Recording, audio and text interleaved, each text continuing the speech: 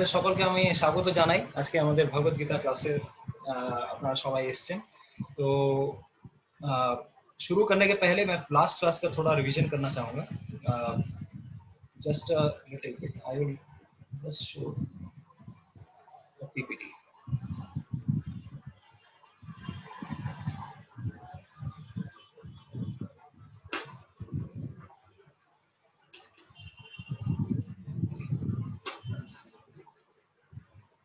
तो हमने last week में भगवत गीता का जस्ट इंट्रोडक्शन पार्ट करवाया था। We just covered intro, how much the war of Mahabharat, how it happened, right?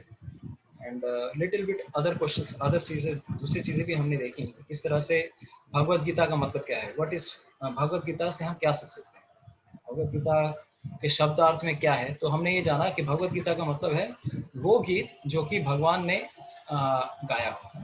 The song which is sung by God is actually Bhagavad Gita. तो this is the song of Lord Shri Krishna। तो भगवान যেটা আমাদের জন্য ভালোবেসে গেছেন, ভগवान ने जो भी हमारे लिए अच्छी तरह से जो it is a song of love as a message for us, है ना, हमारे लिए जो संदेश देकर गए हैं भगवान श्री कृष्ण, ये संदेश सिर्फ अर्जुन के लिए नहीं था बल्कि हम सबके लिए है ना। तो आज बहुत स्पेशल तिथि है। अगर हम देखेंगे, आप सबको पता, जो लोग ग्रुप में हैं उनको सबको पता चले गया होगा आज के स्पेशल तिथि ऐसे, आज की ऐसे श्री राधाष्टमी है ना। तो 2 हफ्ते पहले हमने जन्माष्टमी सेलिब्रेट किया और ठीक उसके जो बाद वाला जो तिथि आता है ठीक 14 दिनों बाद है ना, वो है राधाष्टमी तिथि। तो राधाष्टमी तिथि में हम राधा रानी के जन्मोत्सव मनाते हैं। तो बहुत लोगों से अगर मैं प्रश्न पूछूं, देखिए भगवान कृष्ण की लीला जहाँ पर भी बताई गई है, जैसे श्रीमद् भागवतम हुआ या फिर और भी जितने भी पुराण हैं, कहीं पे श्रीमती राधा रानी के बारे में कुछ डिटेल्स बताया गया है। तो आज हमारा टॉपिक जरूर श्रीमती राधा रानी नहीं है, भगवत गीता है। लेकिन भगवत गीता में भी भगवान श्री कृष्ण ने इनडायरेक्टली बताया है श्रीमती राधा रानी के बारे में, है ना, कि वो कहाँ पर है, अगर कोई बता सके, है ना। तो there is a verse in, yes, many people are in chat box, they are replying. तो Radha Rani is associate of Shri Krishna, है ना, Bhagwan Shri Krishna. Aryan is asking who is Shrimati Radha Rani. Radha Rani जैसे बोलते हैं कि जिस प्रकार से भगवान होते हैं, जैसे शक्तिमान है, सारे शक्तियों के जो स्वामी हैं वो है कौन, भगवान। तो भगवान को हम भिन्न भिन्न नामों से जानते हैं, विष्णु या श्री राम जी या फिर भगवान श्री कृष्ण। उसी प्रकार से शक्तिमान की शक्ति जो है वो भी पूजनीय है। भगवान को तो पूजते ही हैं हम, लेकिन साथ में हम शक्तिमान की शक्ति को भी पूजते हैं, क्योंकि चूंकि शक्ति के स्वामी कौन है, शक्तिमान है, जो कि भगवान स्वयं है। लेकिन उनकी शक्ति में भी भगवान के बराबर ही उनके पास भी उतनी ही पोटेंसी रहती है, उनके पास भी उतनी सारी गुण है, उतने ही वही सारे गुण भगवान के जो गुण है उनकी शक्ति में भी विद्यमान है। तो अगर हम देखने जाएंगे तो जैसे भगवान श्री राम की शक्ति है सीता मैया, या फिर अगर हम आगे देखने जाएंगे विष्णु की शक्ति है कौन, लक्ष्मी जी। उसी प्रकार से भगवान श्री कृष्ण, है ना, उनकी शक्ति है कौन, श्रीमती राधा रानी। तो उनके आज आविर्भाव तिथि है, बहुत स्पेशल तिथि है। और हम प्रार्थना कर सकते हैं। देखिए इस संसार में जो भी भक्ति, इस संसार में कोई भी देख पा रहा है, भक्ति की जो अधिष्ठात्री देवी है, तो वो भगवान की शक्ति है ना। हमने आप लोगों का जो पहले जो concept of Bhagavad Gita session लिया था, उसमें थोड़ा बहुत मेंशन किया था कि हम जब भगवान का नाम जप करते हैं किस प्रकार से करते हैं, हरे कृष्ण कृष्ण कृष्ण हरे हरे, हरे राम राम राम हरे हरे। तो कृष्ण के पहले उनकी शक्ति हरा, है ना, उनका हम नाम कर रहे हैं। तो ये क्यों कर रहे हैं, क्योंकि हम जिस प्रकार से पिताजी के पास कुछ मांगने आते हैं, तो डायरेक्टली अगर पिताजी के पास जाएंगे तो बहुत बार इच्छाएं पूरी नहीं भी होती। तो बेस्ट अप्रोच क्या है, अप्रोच मदर, है ना। उसी प्रकार से আমরা যদি মাকে আমরা জিজ্ঞেস করি যে আমি বাবার কাছে যেতে চাই, तो सब এই সংসারে, इस संसार में जितनी भी देवियां हैं, है ना, सरस्वती, लक्ष्मी या फिर दुर्गा, काली, ये सारी भगवान, जिस प्रकार से भगवान विष्णु या कृष्ण इस सारे जितने भी देव देवियां हैं उनसे सारे उत्पन्न हुए हैं, उसी प्रकार से जितनी भी देवियां हैं उनकी एक अंशों के अंश हैं ये सारी जितनी देवियां हैं।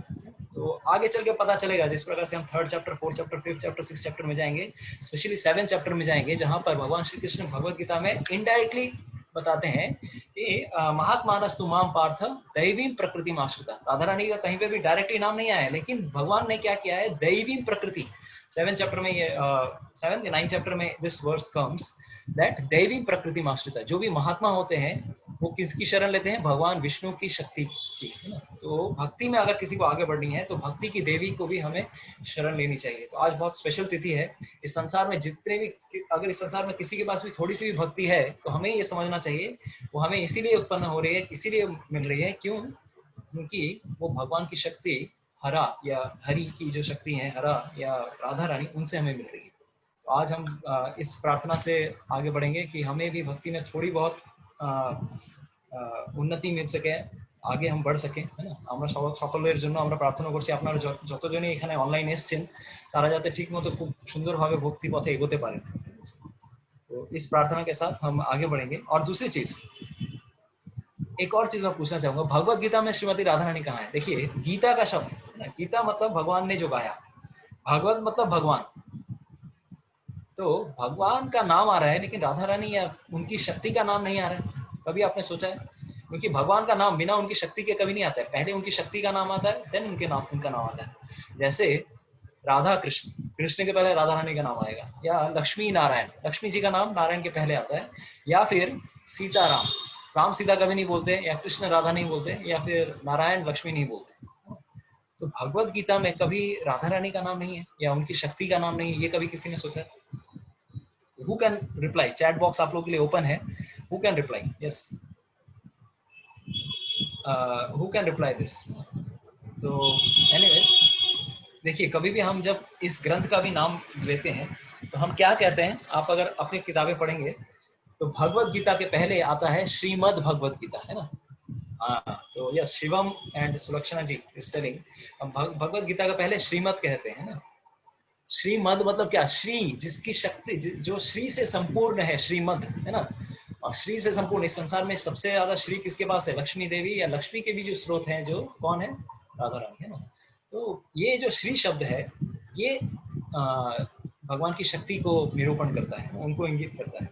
तो yes, you are right Chetna ji and Abhijit, like you are telling, you are getting right reply only.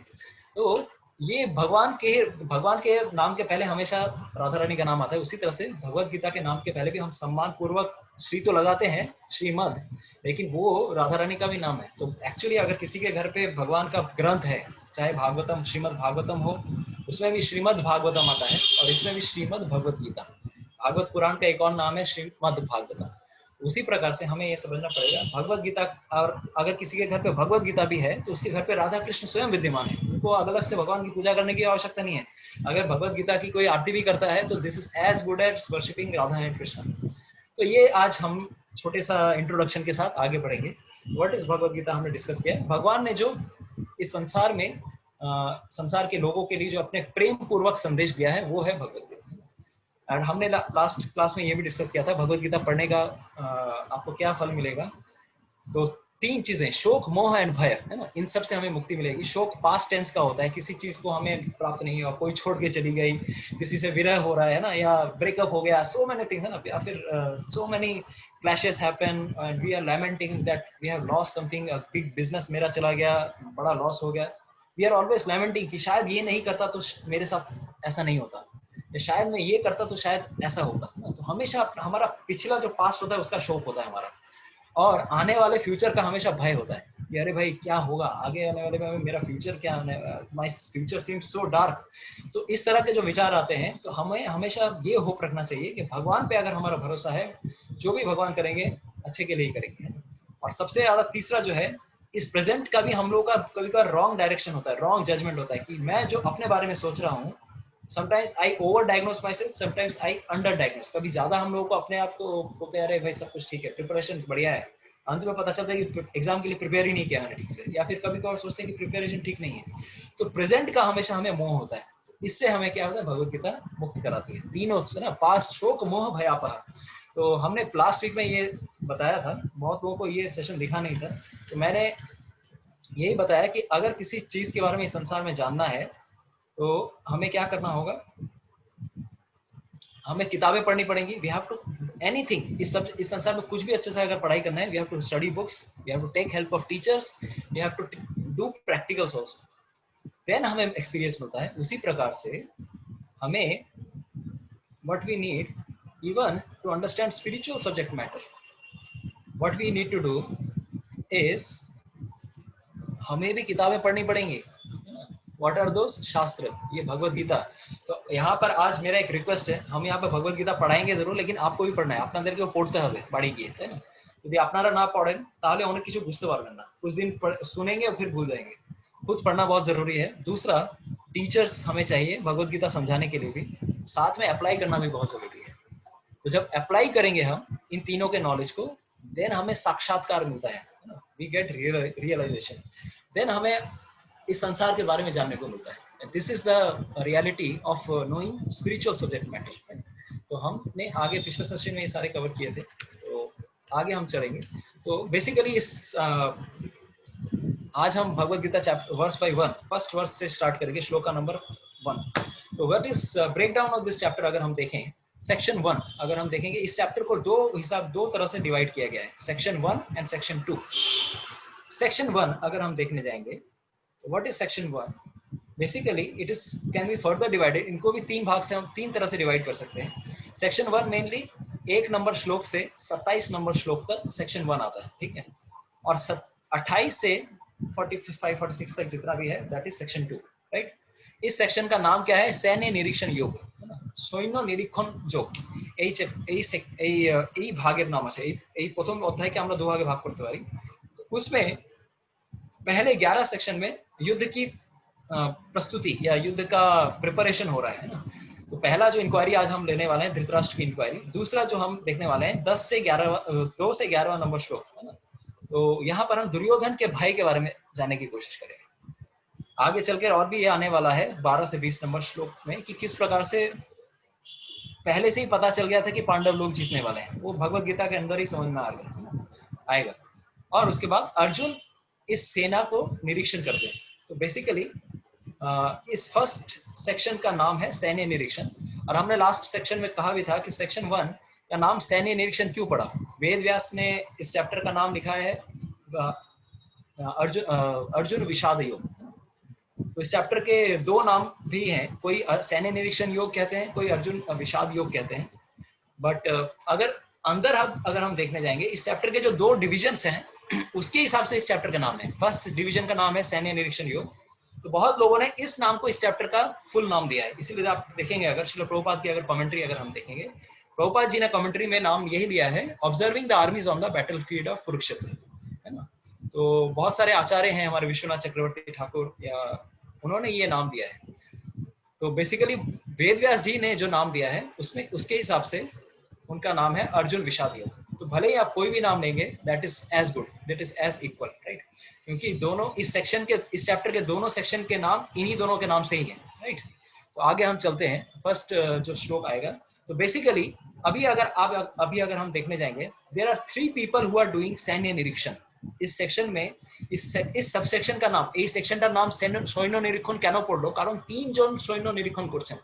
প্রথম হচ্ছেন সঞ্জয়, দ্বিতীয় দুর্যোধন, তৃতীয় হচ্ছেন অর্জুন, তাই তো এই কারণে 3 জনের এই জিনিসটার জন্য এনার নাম পড়লো ওর সৈন্য নিরীক্ষণ যোগ।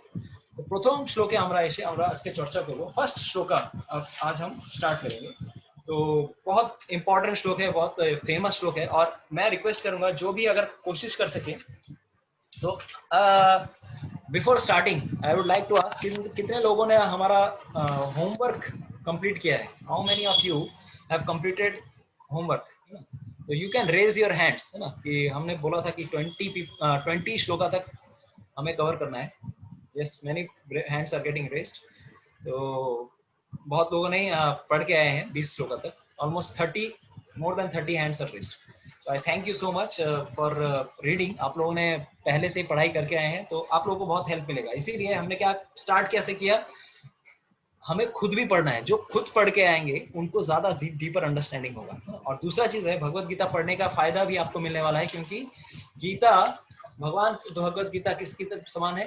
गंगा के समान है ना। गंगा में अगर कोई स्नान कर, आज आज आज हम सब गंगा नहीं जा सकते। कलकत्ता में रह के इस्कॉन मंदिर में गंगा का पानी नहीं आ पा रहा था, इतने दिनों तक भगवान की सेवा पूजा हो रही है, गंगा का जल हम नहीं ला पा रहे थे, इतना ऐसा लॉकडाउन सिचुएशन आ गया, इवन बीइंग इन कैलकाटा। तो बेसिकली देखिए, हो सकता है हम गंगा तक ना जा पाए, लेकिन अगर हम भगवान के शब्दों में अगर स्नान करते हैं तो automatically it will help us, right.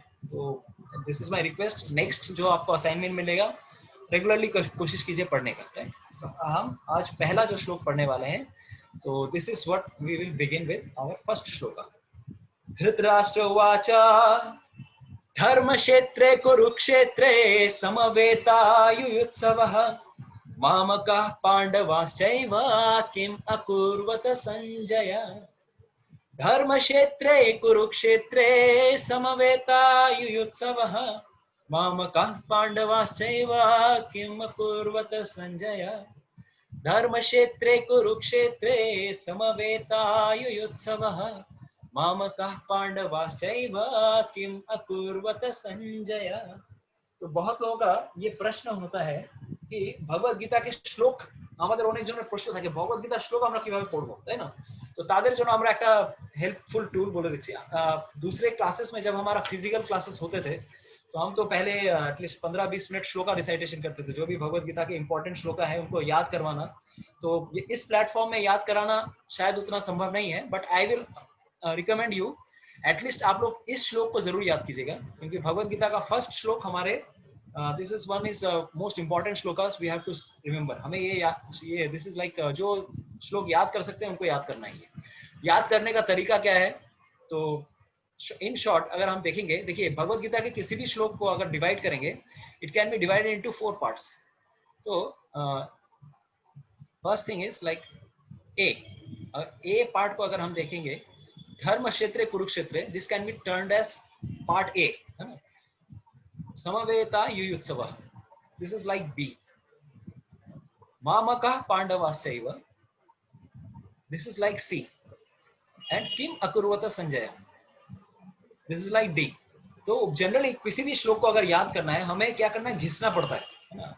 We should remember, बार बार अगर आप रिसाइट करेंगे तो it becomes a regular habit, आपके मुंह में आ जाएगा। दिस इज लाइक आपके कभी भी आपको रिसाइट करना है, यू कैन ऑलवेज रिमेंबर।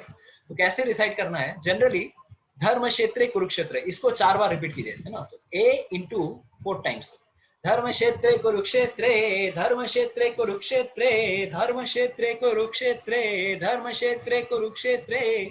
तो ये 4 बार आपने रिपीट किया तो माइंड में इंप्रेशन बैठेगा, है ना। We will always have impression.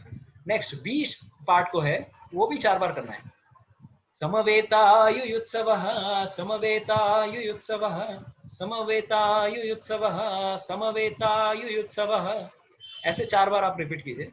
और सी को भी 4 बार एंड डी को भी 4 बार, है ना।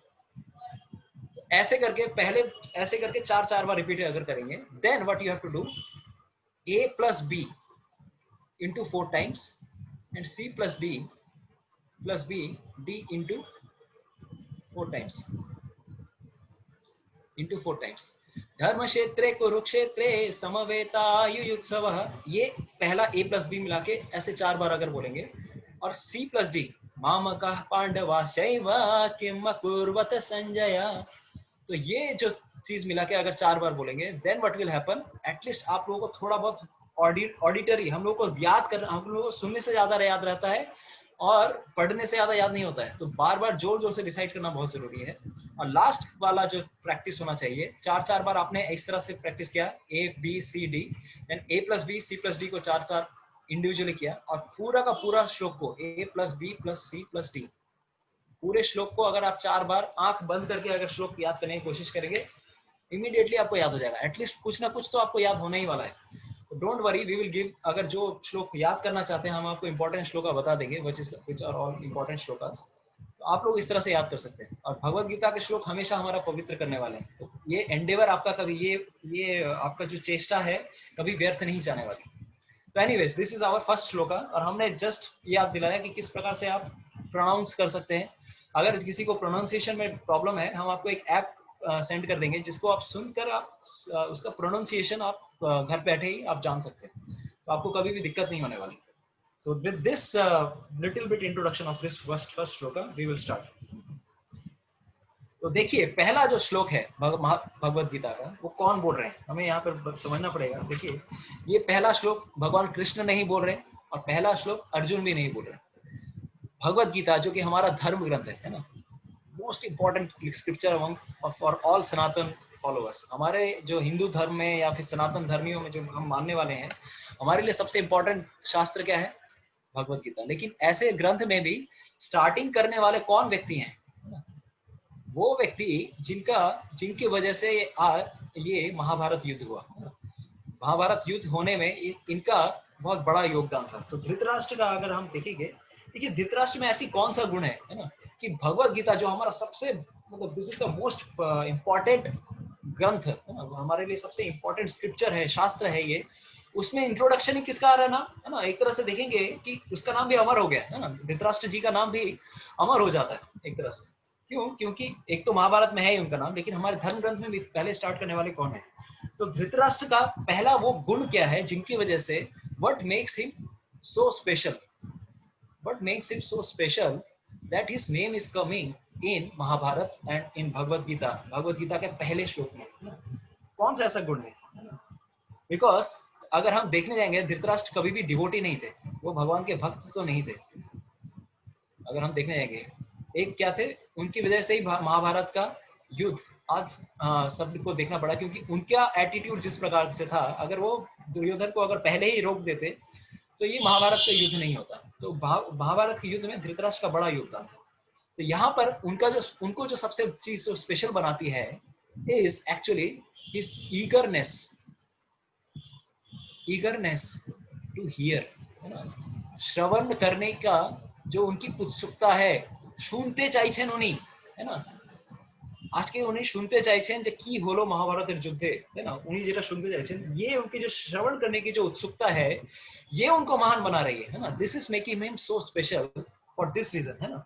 तो आज हम उनसे क्या सीख सकते हैं? Lesson number 1 for us, the first lesson we can learn even from Dhritarashtra is that even we can learn too. देखिए इस संसार में कुछ अगर वस्तु किसी चीज के बारे में जानना है हमें, तो हमें किसी चीज के जानकार व्यक्ति से सुनना पड़ता है।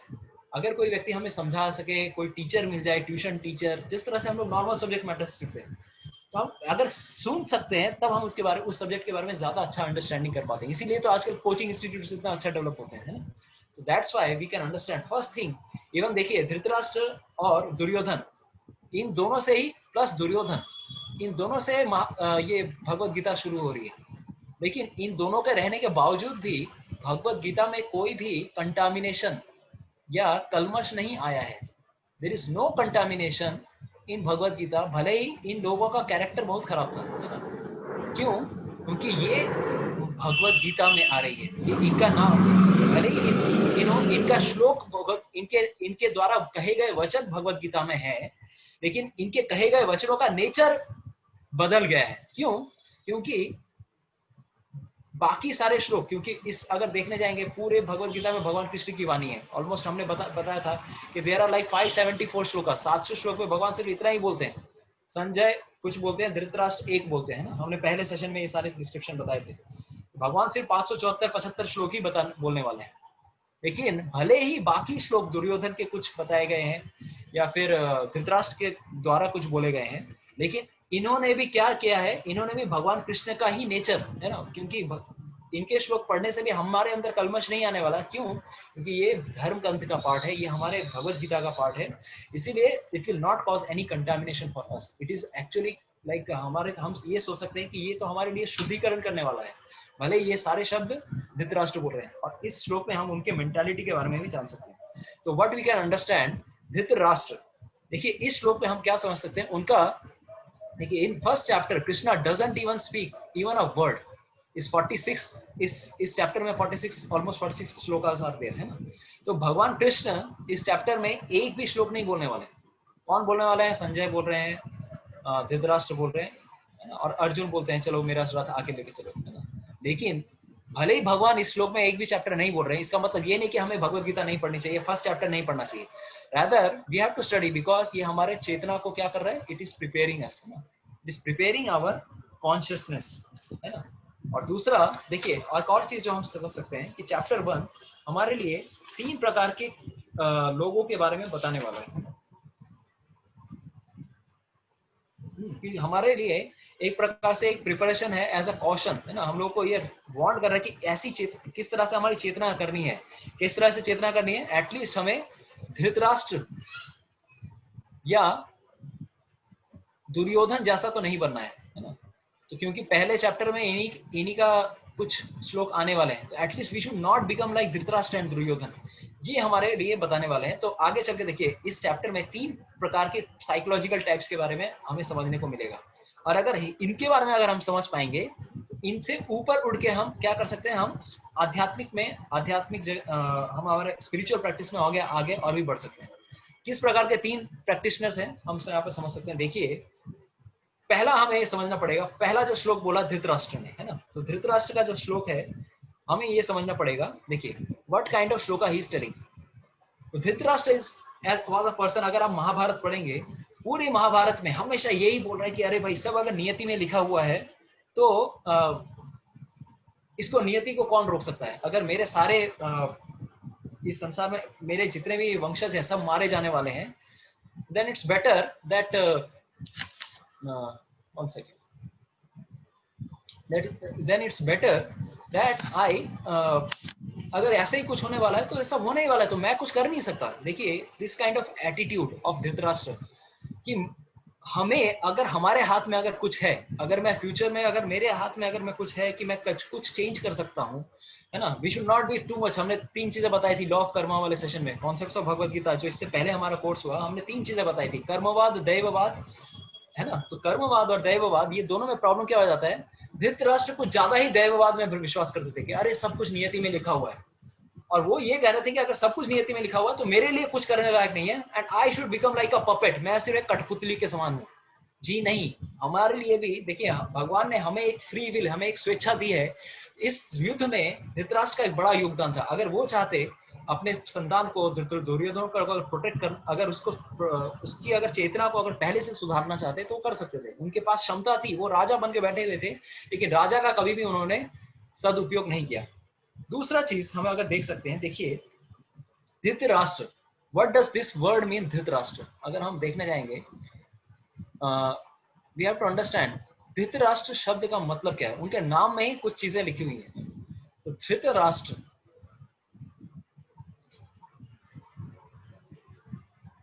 धृतराष्ट्र माने धृतो प्लस राष्ट्र, मतलब उसने राजगद्दी ऐसी पकड़ के रखी है, ही हैज होल्डेड, है ना, वो छोड़ना नहीं चाहता है।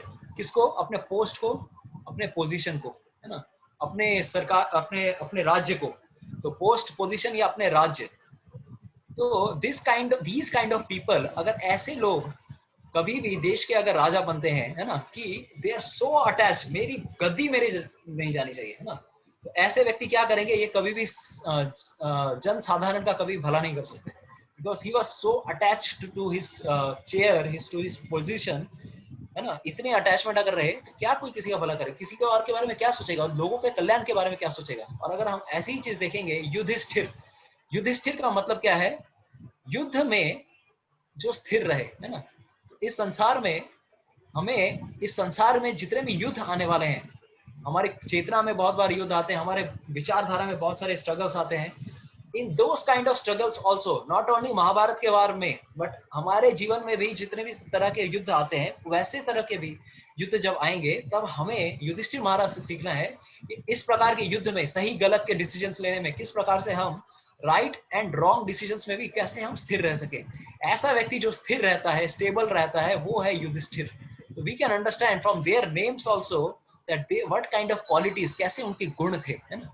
तो भले ही this is we can understand. तो एक तरफ तो धृतराष्ट्र है और एक तरफ दुर्योधन है ना। तो 3 प्रकार के लोगों का हम बेसिकली चर्चा करने जा रहे हैं, धृतराष्ट्र, दुर्योधन और अर्जुन की मेंटालिटी को। पहले इस श्लोक में अगर हम देखेंगे, धृतराष्ट्र का पहला ही पोजीशन ये था कि वो अपने सीट से इतना ये था कि he was not willing to give his chair to anybody else। तो पहला जो वर्ड वो यूज करते हैं, वो क्या यूज करते हैं? धर्म क्षेत्र कुरुक्षेत्र। तो धर्म क्षेत्र का मतलब ये है कि देखिए, युद्ध, अगर हम एक्चुअली धर्म क्षेत्र देखने जाएंगे, ये धर्म क्षेत्र कौन सा था, है ना? कुछ लोग कहते हैं, देखिए एक और चीज आती है ये डिस्क्रिप्शन में, भगवत गीता, इस भगवत गीता को हमें कैसे अप्रोच करना चाहिए, how we should approach Bhagavad Gita, है ना? इस भगवत गीता को हमें किस प्रकार से अप्रोच करना है। कुछ लोग कहते हैं कि भगवत गीता का मतलब कुछ नहीं, कि there are like Kurukshetra is like our body, है ना? ये क्षेत्र ही कुरुक्षेत्र, कुरु का जो क्षेत्र है, एक्चुअली ये युद्ध वुद्ध कुछ नहीं हुआ था। बेसिकली ये कुरुक्षेत्र मतलब एक सिंबॉलिक स्टोरी है। They say that this Mahabharata is actually a symbolic story, है ना? सिंबॉलिक मतलब ये एक इंडिकेटिव है। आज कोई युद्ध वुद्ध नहीं हुआ था। ये धर्म क्षेत्र का मतलब क्या है? हमारा शरीर, है ना? और 5 पांडव मतलब क्या है? 5 पांडवास मतलब 5 इंद्रियां, 5 senses. And they say 100 Kauravas are like 100 Kauravas are like what? They are like our so many enemies, है ना? इतनी सारी इच्छाएं, कामनाएं, वासनाएं जो हैं वो इसके समान है ना? तो वो ये कहते हैं। और बाकी ये दिस काइंड ऑफ एनालॉजी देखिए सुनने में बहुत अच्छा लगेगा कि এই শরীরটা বলছে কুরুক্ষেত্রের মতো, है ना? এই কুরুক্ষেত্র হচ্ছে এই শরীর, আর আমাদেরকে এই শরীরের মধ্যেই ভগবানকে পেতে হবে। আর অর্জুন মানে आत्मा, वो कहते हैं अर्जुन का मतलब आत्मा है और कृष्ण है परमात्मा। तो ये कमेंट्री सुनने में बहुत अच्छी लगे, लेकिन देखिए ये सिंबॉलिक नहीं है। Bhagavad Gita is not symbolic, it is completely a wrong idea. अगर कोई कहे कि ये महाभारत कुछ नहीं हुआ था, भगवत गीता का मतलब यही है। This is a wrong understanding. इसीलिए प्रभुपाद जी ने इस भगवत गीता को क्या क्या लिखा है? भगवत गीता यथारूप, भगवत गीता एज इट इज। क्यों? क्योंकि भारत में ऐसे बहुत सारे कमेंटेटर्स हैं, अगर आज देखेंगे बहुत सारे पॉलिटिशियंस, संस्कृत स्कॉलर्स, है ना? ऐसे बहुत सारे संस्कृत स्कॉलर्स हैं जिन्होंने भगवत गीता पे टिप्पणी लिखी। सिर्फ थोड़ा बहुत संस्कृत सीख लिए तो उन्होंने भगवत गीता पे टिप्पणी लिख ली। या फिर हमारे भूतपूर्व एक राष्ट्रपति रह चुके हैं ना, I will not tell his name, तो उन्होंने राष्ट्रपति होने के बाद उन्होंने अपनी एक टीका टिप्पणी लिखी। तो one president of our country had also written because he knew just Sanskrit. सिर्फ संस्कृत जानने से आप भगवत गीता के अंदर के मर्म को नहीं समझ सकते। या फिर अगर आप देखेंगे कोई ऐसे टीकाकार हैं, वो कहते हैं कि actually Bhagavad Gita is nothing but a conversation between a doctor and a patient. एक पेशेंट और एक डॉक्टर के अंदर जो वार्तालाप है उसे भगवत गीता कहा गया। तो ऐसे भिन्न भिन्न प्रकार के लोग टीका लिख देते हैं। देखिए आज तक इतने सारे, आपके घर पे भी शायद एक ना एक एडिशन पड़ी होगी भगवत गीता की। अगर ये गीता नहीं है तो बहुत सारी टिप्पणियां हैं। प्रभुपाद जी जब विदेश में गए, तो विदेश में जब अमेरिका गए तभी बोलते थे कि there are 800 versions of Bhagavad Gita, लेकिन आज तक एक भी पढ़कर कोई भगवान कृष्ण का अनुगामी नहीं बन पाया। वो ये कहते थे कि अगर भगवत गीता के इतने सारे वर्जन्स हैं तो इन्हें पढ़कर तो भगवान कृष्ण के प्रति भक्ति उत्पन्न होनी चाहिए ना। लेकिन आज तक एक भी पढ़कर वो भगवान कृष्ण की भक्ति नहीं कर पाए। क्यों? या भगवान की भक्ति के पास तक नहीं पहुंच पाए। क्यों? क्योंकि उन्होंने हर एक ने क्या किया है, भगवत गीता को अपना, बोलते ना कि किसी के कंधे पे रख के गोली चलाना, है ना? तो उस प्रकार से भगवत गीता को लेकर उन्होंने अपना ही कमेंट्री लिखी है। भगवान कृष्ण के बारे में नहीं बोला, या भगवान कृष्ण जो कहना चाह रहे हैं वो नहीं कहा है उन्होंने, बल्कि उन्होंने क्या यूज किया है? They have used the words of Krishna, they have used Bhagavad Gita to say their own words, है ना?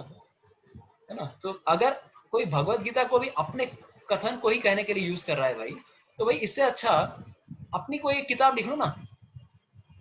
अपनी कोई एक किताब क्यों नहीं लिख लेते? लेकिन भगवत गीता को यूज करना इन लोगों को।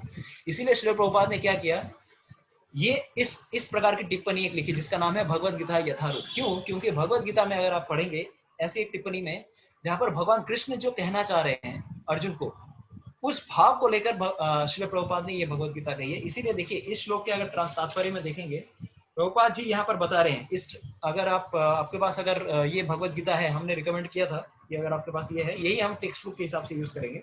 तो इसके परपट में श्रील प्रभुपाद जी क्या लिख रहे हैं, There it says that one should read Bhagavad Gita very scrutinizingly। Bhagavad Gita बहुत एकदम सूक्ष्म रूप से पढ़ना चाहिए।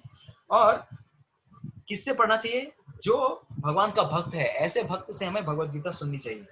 है ना, and try to understanding without personally motivated interpretation, किसी भी प्रकार का मोटिवेशन, है ना, तो मोटिवेशन से हमें क्या करना है, दूर रहना है। तो मोटिवेशन वाले इंटरप्रिटेशन से हमें क्या करना है, मोटिवेटेड नहीं रहना चाहिए। इसीलिए एक मैं छोटा वीडियो दिखाना चाहूंगा, क्यों श्लोक ये जो हम भगवत गीता पढ़ रहे हैं क्यों हमारे लिए इतनी इंपॉर्टेंट है कि मैं आज आपके सामने एक छोटी सी वीडियो दिखाना चाहूंगा। जिन्होंने जो नए ये सेशंस ज्वाइन किए हैं, मैं आपसे एक रिक्वेस्ट करूंगा, सेशन नंबर 2 and 3, दूसरा और तीसरा कॉन्सेप्ट्स ऑफ भगवत गीता, इससे पहले हमने एक कोर्स कंप्लीट किया था। अगर आप वो पढ़ लेंगे, वो अगर देखेंगे, तब हमने बताया था कि किस प्रकार से वेदों के जो इंस्ट्रक्शंस हैं हमें गुरु परंपरा में सुनने चाहिए। किस प्रकार से गुरु अपने शिष्य को ये ज्ञान देता है और शिष्य अपने शिष्य को ज्ञान देता है, उसी प्रकार से भगवत गीता भी एक ऐसा शास्त्र है कि अगर आप प्रामाणिक यूनिवर्सिटी से, एक नॉर्मल ऑथोराइज यूनिवर्सिटी से नहीं सीखेंगे, तो अगर बहुत सारे ऐसे चांसेस हो सकते हैं कि हम गड़बड़ इंटरप्रिटेशन, गलत इंटरप्रिटेशन वाले इंस्ट्रक्शंस हम अपने जीवन में अप्लाई करेंगे, और गलत इंस्ट्रक्शंस अगर लेंगे तो उसका फल हमें कभी नहीं मिलने वाला। तो यहाँ पर श्रील प्रभुपाद जी एक वीडियो में बताते हैं कि क्यों ये हमारे लिए प्रामाणिक है। तो this is one of the videos, it is a very small video, I will share you this one. तो आप लोग अपना ईयरफोन ऑन रखिए। We haven't got to manufacture something. We simply repeat the words and the instruction given by the predecessor. Krishna instructed Brahma, Brahma instructed Narad, Narad instructed Vyasdev, Vyasdev instructed Madhyacharya, and in this way, then Madhavendra Puri, Ishwar Puri, Sri Chaitanya Mahaprabhu, then the 6 Goswamis, then the Srinivasa Acharya, Kaviraj Goswami, Narottam Das Thakur, Vishwanath Chakravarti, Jagannath Das Babaji, Bhakti Vinod Thakur, Gaur Kishore Das Babaji, Bhakti Siddhanta Saraswati, and then we are doing the same thing. There is no difference. That is the specific procedure of the Krishna consciousness movement. तो यहाँ पर हमने देखा कि श्रील प्रभुपाद जी यहाँ पर बता रहे हैं कि भगवत गीता एज इट इज, किस प्रकार से इस ग्रंथ को लेना है। तो हमने यहाँ पर कुछ देर पहले ही बताया कि देखिए 800 से ज्यादा तो ग्रंथ ऑलरेडी, या इससे ज्यादा वर्जन्स ऑलरेडी मार्केट में है, बट हम इसी भगवत गीता को क्यों यूज करने की कोशिश कर रहे हैं? क्यों? क्योंकि देखिए हमें यहाँ पर समझना पड़ेगा भगवान कृष्ण इस भगवत गीता में क्या बताना चाहते हैं। वो अगर हम वही हमें अगर नहीं समझ पाया तो भगवत गीता पढ़ के कोई भी ट्रांसफॉर्मेशन नहीं आएगा। इसीलिए देखिएगा इस भगवत गीता को पढ़ के इस संसार में कितने, पूरे विश्व में this is the most widely read Bhagavad Gita, even in Oxford University, Cambridge University, इस भगवत गीता को टेक्स्ट बुक के हिसाब से यूज किया जाता है, क्योंकि most authentic, because they also, जो स्कॉलर्स हैं रिलीजियस स्टडीज में, उनको भी समझ में आ रहा है कि एटलीस्ट बहुत स्कॉलरली वे में इस भगवत गीता की टिप्पणी की गई है। तो ये हमारा पहला ये था कि why Bhagavad Gita as it is, क्योंकि अदरवाइज अगर इस प्रकार के इंटरप्रिटेशंस लेंगे हम, तो हम भगवत गीता कभी नहीं समझ पाएंगे। Anyways, this was our beginning. और दूसरा चीज, हमने गुरु परंपराओं के बारे में पहले भी हमने बताया था। इस इंट्रोडक्शन के भगवत गीता के एक पेज पहले अगर आप पढ़ेंगे तो इस गुरु परंपरा का डिस्क्रिप्शन यहाँ पे दिया हुआ है कि किस प्रकार से कृष्ण ने ब्रह्मा जी को ये ज्ञान दिया, नारद ने व्यासदेव को, और उसी प्रकार से ये गुरु की परंपरा आज चली आ रही है। जिस प्रकार से आप आज आपके घर पे कोई इलेक्ट्रिसिटी आती है, इलेक्ट्रिसिटी आने के पहले क्या जरूरी होता है कि आपके घर पे जो इलेक्ट्रिक का पोल है वो पावर हाउस से कनेक्टेड है कि नहीं, एनटीपीसी से कनेक्टेड है कि नहीं, या पावर ग्रिड से कनेक्टेड है कि नहीं, राइट। उसी प्रकार से अगर हम भगवत गीता या कोई भी शास्त्र पढ़ रहे हैं, कोई भी किसी भी स्पिरिचुअल ऑर्गेनाइजेशन में जा रहे हैं, अगर प्रामाणिक गुरु परंपरा से वो लिंक नहीं है, अगर वो भगवान कृष्ण या विष्णु से लिंक्ड नहीं है, तब क्या होता है, देयर हैपेंस अ प्रॉब्लम, है ना, there happens a problem of what, actually there happens a problem that there could be misinterpretation. Bhagavad Gita को बहुत लोगों ने मिसइंटरप्रिटेशन किया है, और इसीलिए आजकल इतने सारे इसके नाम पर, है ना, क्या नाम है, शास्त्र धर्म के नाम पर इतने सारे आडंबर आते हैं। क्यों? क्योंकि हमें समझ में नहीं आता कि कौन सही है कौन गलत है। तो यहाँ पर हम पिछले हमने सेशंस में ये रिपीट किया था, लेकिन आज हम फिर से यहाँ पे बताएंगे। ये बेसिकली 4 प्रामाणिक संप्रदाय हैं। व्हाट आर द 4 प्रामाणिक संप्रदाय? ब्रह्मा जी, श्री, ये पद्म पुराण में श्लोक आता है कि देयर आर 4 बोनाफाइड संप्रदाय। ब्रह्मा से कृष्ण, भगवान श्री कृष्ण ने ब्रह्मा जी को ज्ञान दिया, वैदिक ज्ञान। अपनी विष्णु जी ने अपनी पत्नी लक्ष्मी जी को ज्ञान दिया, शिव जी को ज्ञान दिया और 4 कुमारों को दिया। और इसी संप्रदाय से, इन्हीं से आगे कुछ संप्रदाय स्टार्ट हुए, मध्वाचार्य, रामानुजाचार्य, विष्णु स्वामी और निम्बार्काचार्य। तो इनसे ये जो आप साउथ इंडिया में जाएंगे तो रामानुजाचार्य, तिरुपति में इस तरह के संप्रदाय आपने देखे हैं, है ना। विष्णु स्वामी भी बहुत सारे, ये सारे बोनाफाइड संप्रदाय हैं, ये सारे पद्म पुराण में डिस्क्रिप्शन आते हैं। And this like ISKCON society is coming under Madhvacharya sampradaya या ब्रह्म संप्रदाय। तो this is one of the bonafide sampradaya. अब इन चारों में से अगर आप कहीं पर भी आप ज्ञान लेंगे तो ये बोनाफाइड है, आपको प्रामाणिक ज्ञान मिलेगा। कहीं पर भी आपको कोई चीटिंग करने वाला नहीं है, ये चारों संप्रदाय बोनाफाइड है और कहीं से भी आप ज्ञान ले सकते हैं। तो इसके साथ हम आज ये शुरू करेंगे। तो हमने अभी ये देखा इस श्लोक में, ये धर्म क्षेत्र कुरुक्षेत्र, यहाँ पर हमने देखा कि एक्चुअली इस श्लोक में धृतराष्ट्र की चेतना समझ में आ रही है। चेतना का मतलब देखिए, वो पहले यहाँ पर देखिए, समवेता युत्सवा मामकः पांडवास्यैव किम अकुर्वत संजय। तो इस श्लोक में एक डिस्क्रिप्शन आ रहा है, ये कुरुक्षेत्र वर्ड क्यों आया। भगवत गीता का जो युद्ध होता है, Kurukshetra was such a place कि यहाँ पर लाखों करोड़ों लोग इस स्थान पर युद्ध के लिए उपस्थित हुए थे। There are many millions of people. तो कोई अगर कहे कि कुरुक्षेत्र मतलब जो आज हम हरियाणा में जाते हैं, एक छोटा सा प्लेस कुरुक्षेत्र, सिर्फ वहां तक लिमिटेड नहीं था। इतने सारे लोगों को लड़ने के लिए भी बहुत बड़ा प्लेस चाहिए था युद्ध करने के लिए। तो अगर आप देखेंगे सोनीपत, पानीपत, करनाल, है ना, इट वाज एक्सटेंडिंग, हरियाणा का बहुत बड़ा एरिया है ना, पानीपत, करनाल, ये सब, अंबाला, है ना, अंबाला में द्रोणाचार्य गिरे। देन अगर हम यहाँ पर देखेंगे, इवन करनाल में कर्ण का वध हुआ, है ना। तो इन सारे प्लेसेस में कुरुक्षेत्र में ही युद्ध नहीं हो रहा था, बहुत दूर दूर के मेलों तक युद्ध हो रहा था। तो कुरुक्षेत्र का ये शब्द आया है, ये एरिया एक्चुअली पहले से ही एक धर्म क्षेत्र था। क्यों? It was a place of pilgrimage for everyone. पहले ही वहां पर जाके कभी भी कोई सूर्य ग्रहण होता था, चंद्र ग्रहण होता था, तो लोग आकर वहां पर स्नान करने आते थे। वहां एक पुण्य भूमि था, और इससे पहले भी परशुराम ने वहां पर बहुत सारे कुंड तैयार किए थे, ताकि उन्होंने इससे पहले 21 बार जो क्षत्रियों को विहीन कर दिया था इस संसार से, क्योंकि he had a wow that मैं किसी भी क्षत्रिय को इस संसार में रहने नहीं दूंगा। क्योंकि क्षत्रिय भी उस समय, एक समय ऐसा था त्रेता युग के समय, कि बहुत पापी हो गए थे। तो उन्होंने 21 बार पूरे विश्व से क्षत्रियों का विनाश कर दिया था। 21 बार उन्हें क्षत्रिय विहीन कर दी। तो उन्होंने पश्चाताप के लिए कुरुक्षेत्र में कुछ कुंड बनाए थे। There are 5 kundas, major kundas. अगर आप भी आज चाहेंगे, है ना, तो वहां पर 5 स्पेशल कुंड हैं। ब्रह्म कुंड भी है, जहां पर ब्रह्मा जी ने पहली बार एक स्पेशल यज्ञ किया था, सब संसार की उत्पत्ति की थी। कुरुक्षेत्र में एक स्पेशल ब्रह्म कुंड आता है, सबसे बड़ा कुंड, बहुत बड़ा कुंड है वो। तो उन्होंने वहां पर, तो दिस इज अ प्लेस, ऐसा नहीं था कि ये सिर्फ कुरुक्षेत्र धर्म क्षेत्र, ये पहले से ही विद्यमान एक धर्म क्षेत्र था। तो ये कैसे आएगा, तो हम जानेंगे कि एक्चुअली एक राजा हुए थे। पिछले हमने सेशन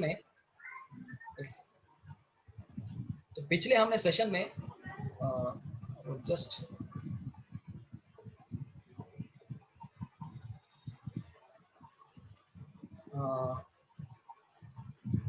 हमने एक आपको शो किया था कि किस प्रकार से, यस, है ना। तो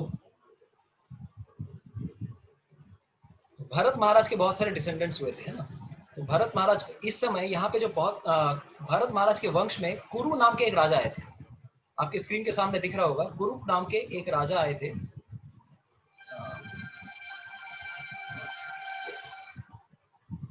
now you will be able to see. तो हमने पिछले सेशन में हमने बताया था कि भरत महाराज के वंश में कुरु नाम के एक राजा आए थे। इन कुरु नाम के राजा ने कुरुक्षेत्र में तपस्या की थी। वी हैड डन तपस्या इन कुरुक्षेत्र। तो उस कुरुक्षेत्र में जब तपस्या की थी, तो उसके बाद से उनको भगवान विष्णु के दर्शन हुए थे, और विष्णु से उन्होंने दर्शन मात्र से ये मांगा था कि मैं जिस स्थान पर तपस्या कर रहा हूँ, मैं धर्म की यहाँ पर खेती करना चाहता हूँ। आई वॉन्ट टू डू खेती ऑफ धर्म, है ना, आई वॉन्ट टू। तो इस प्रकार से उन्होंने जब रिक्वेस्ट किया था, तो भगवान श्री विष्णु ने उन्हें क्या किया था, उन्हें वरदान दिया था कि इस कुरुक्षेत्र में कभी भी कोई अगर कोई धर्म वाला कार्य करता है, तो वो हजारों गुना बढ़ जाएगा। इट विल बिकम अ धर्म क्षेत्र, क्योंकि कुरु राजा ने धर्म की सिंचाई की थी, है ना। तो आपसे एक रिक्वेस्ट, एक चीज है, तो जैसे हिंदी में कहा जाता है खेत, खेत का शब्द मतलब कहाँ से आया है, खेत कहाँ से आया है, दिस वर्ड खेत हैज कम फ्रॉम वर्ड क्षेत्र, है ना। तो क्षेत्र से खेत आता है, खेत में हम क्या करते हैं, सिंचाई करते हैं, वी डू कल्टीवेशन, है ना, of crops, we do cultivation of crops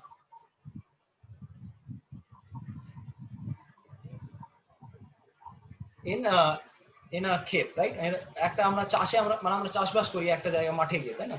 ঠিক তেমন ভাবে कुरु राजा ने यहाँ पर क्या की, धर्म की सिंचाई, धर्म की खेती की थी। अभी यहाँ पर प्रॉब्लम क्या आ जाता है, धृतराष्ट्र को ये बात पता थी कि यहाँ पर कोई भी अगर धार्मिक कार्य करेगा, then what will happen, it will increase its effect thousands of times, है ना।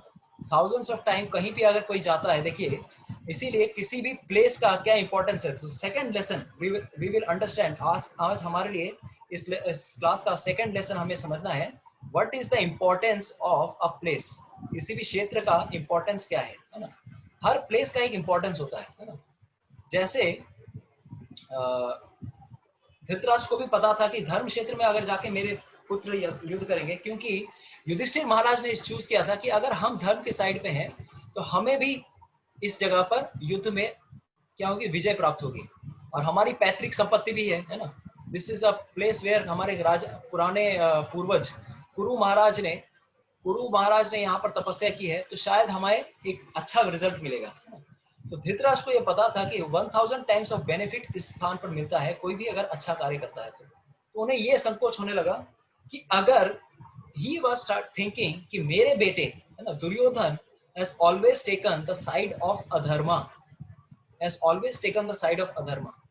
तो अगर मेरा बेटा अधर्मिक, जो मेरा बेटा अधार्मिक है, और अगर मेरा बेटा धर्म के स्थान पे जाता है, तो उसको क्या होगा, he will get exactly the opposite results, है ना। तो धृतराष्ट्र was always worried कि he will get कि इसके कारण क्या होगा, ऑपोजिट रिजल्ट्स मिल जाएंगे शायद, he will get exactly the opposite results, और मेरे बेटे की शायद पराजय होगी। आई थिंक मेरा बेटा, मेरे 100 के 100 बेटे मारे जाएंगे, या फिर 100 के 100 बेटे तो ठीक उल्टा रिजल्ट मिलने वाला है ना। तो ठीक इसके पहले की एक बात बताता हूँ कि संजय को धृतराष्ट्र ने क्यों संजय ये सारा चीज जो बता रहे हैं ना, it was all describe by Sanjay to Dhritarashtra, है ना। तो ये एक बहुत स्पेशल डिस्क्रिप्शन आता है महाभारत में, संजय को ये स्पेशल विजन कैसे मिला, है ना। तो व्यासदेव युद्ध के पहले, immediately before war, Vyasdev goes to Dhritarashtra and he says, see, आपने पूरे, हमने इतनी बार आपको वार्न किया कि आप अपने बेटों को कभी भी सत्य के रास्ते पर लेकर जाइए, लेकिन आपने कभी नहीं सुना। तो मैं आपको बताता हूं कि इस युद्ध में आपके 100 के 100 बेटे मारे जाने वाले हैं, आपका पूरा कुल का विनाश होने वाला है। तो मैं पूरी जिंदगी भर आपको कोई दृष्टि नहीं मिली, बट ये एक महान युद्ध होने वाला है।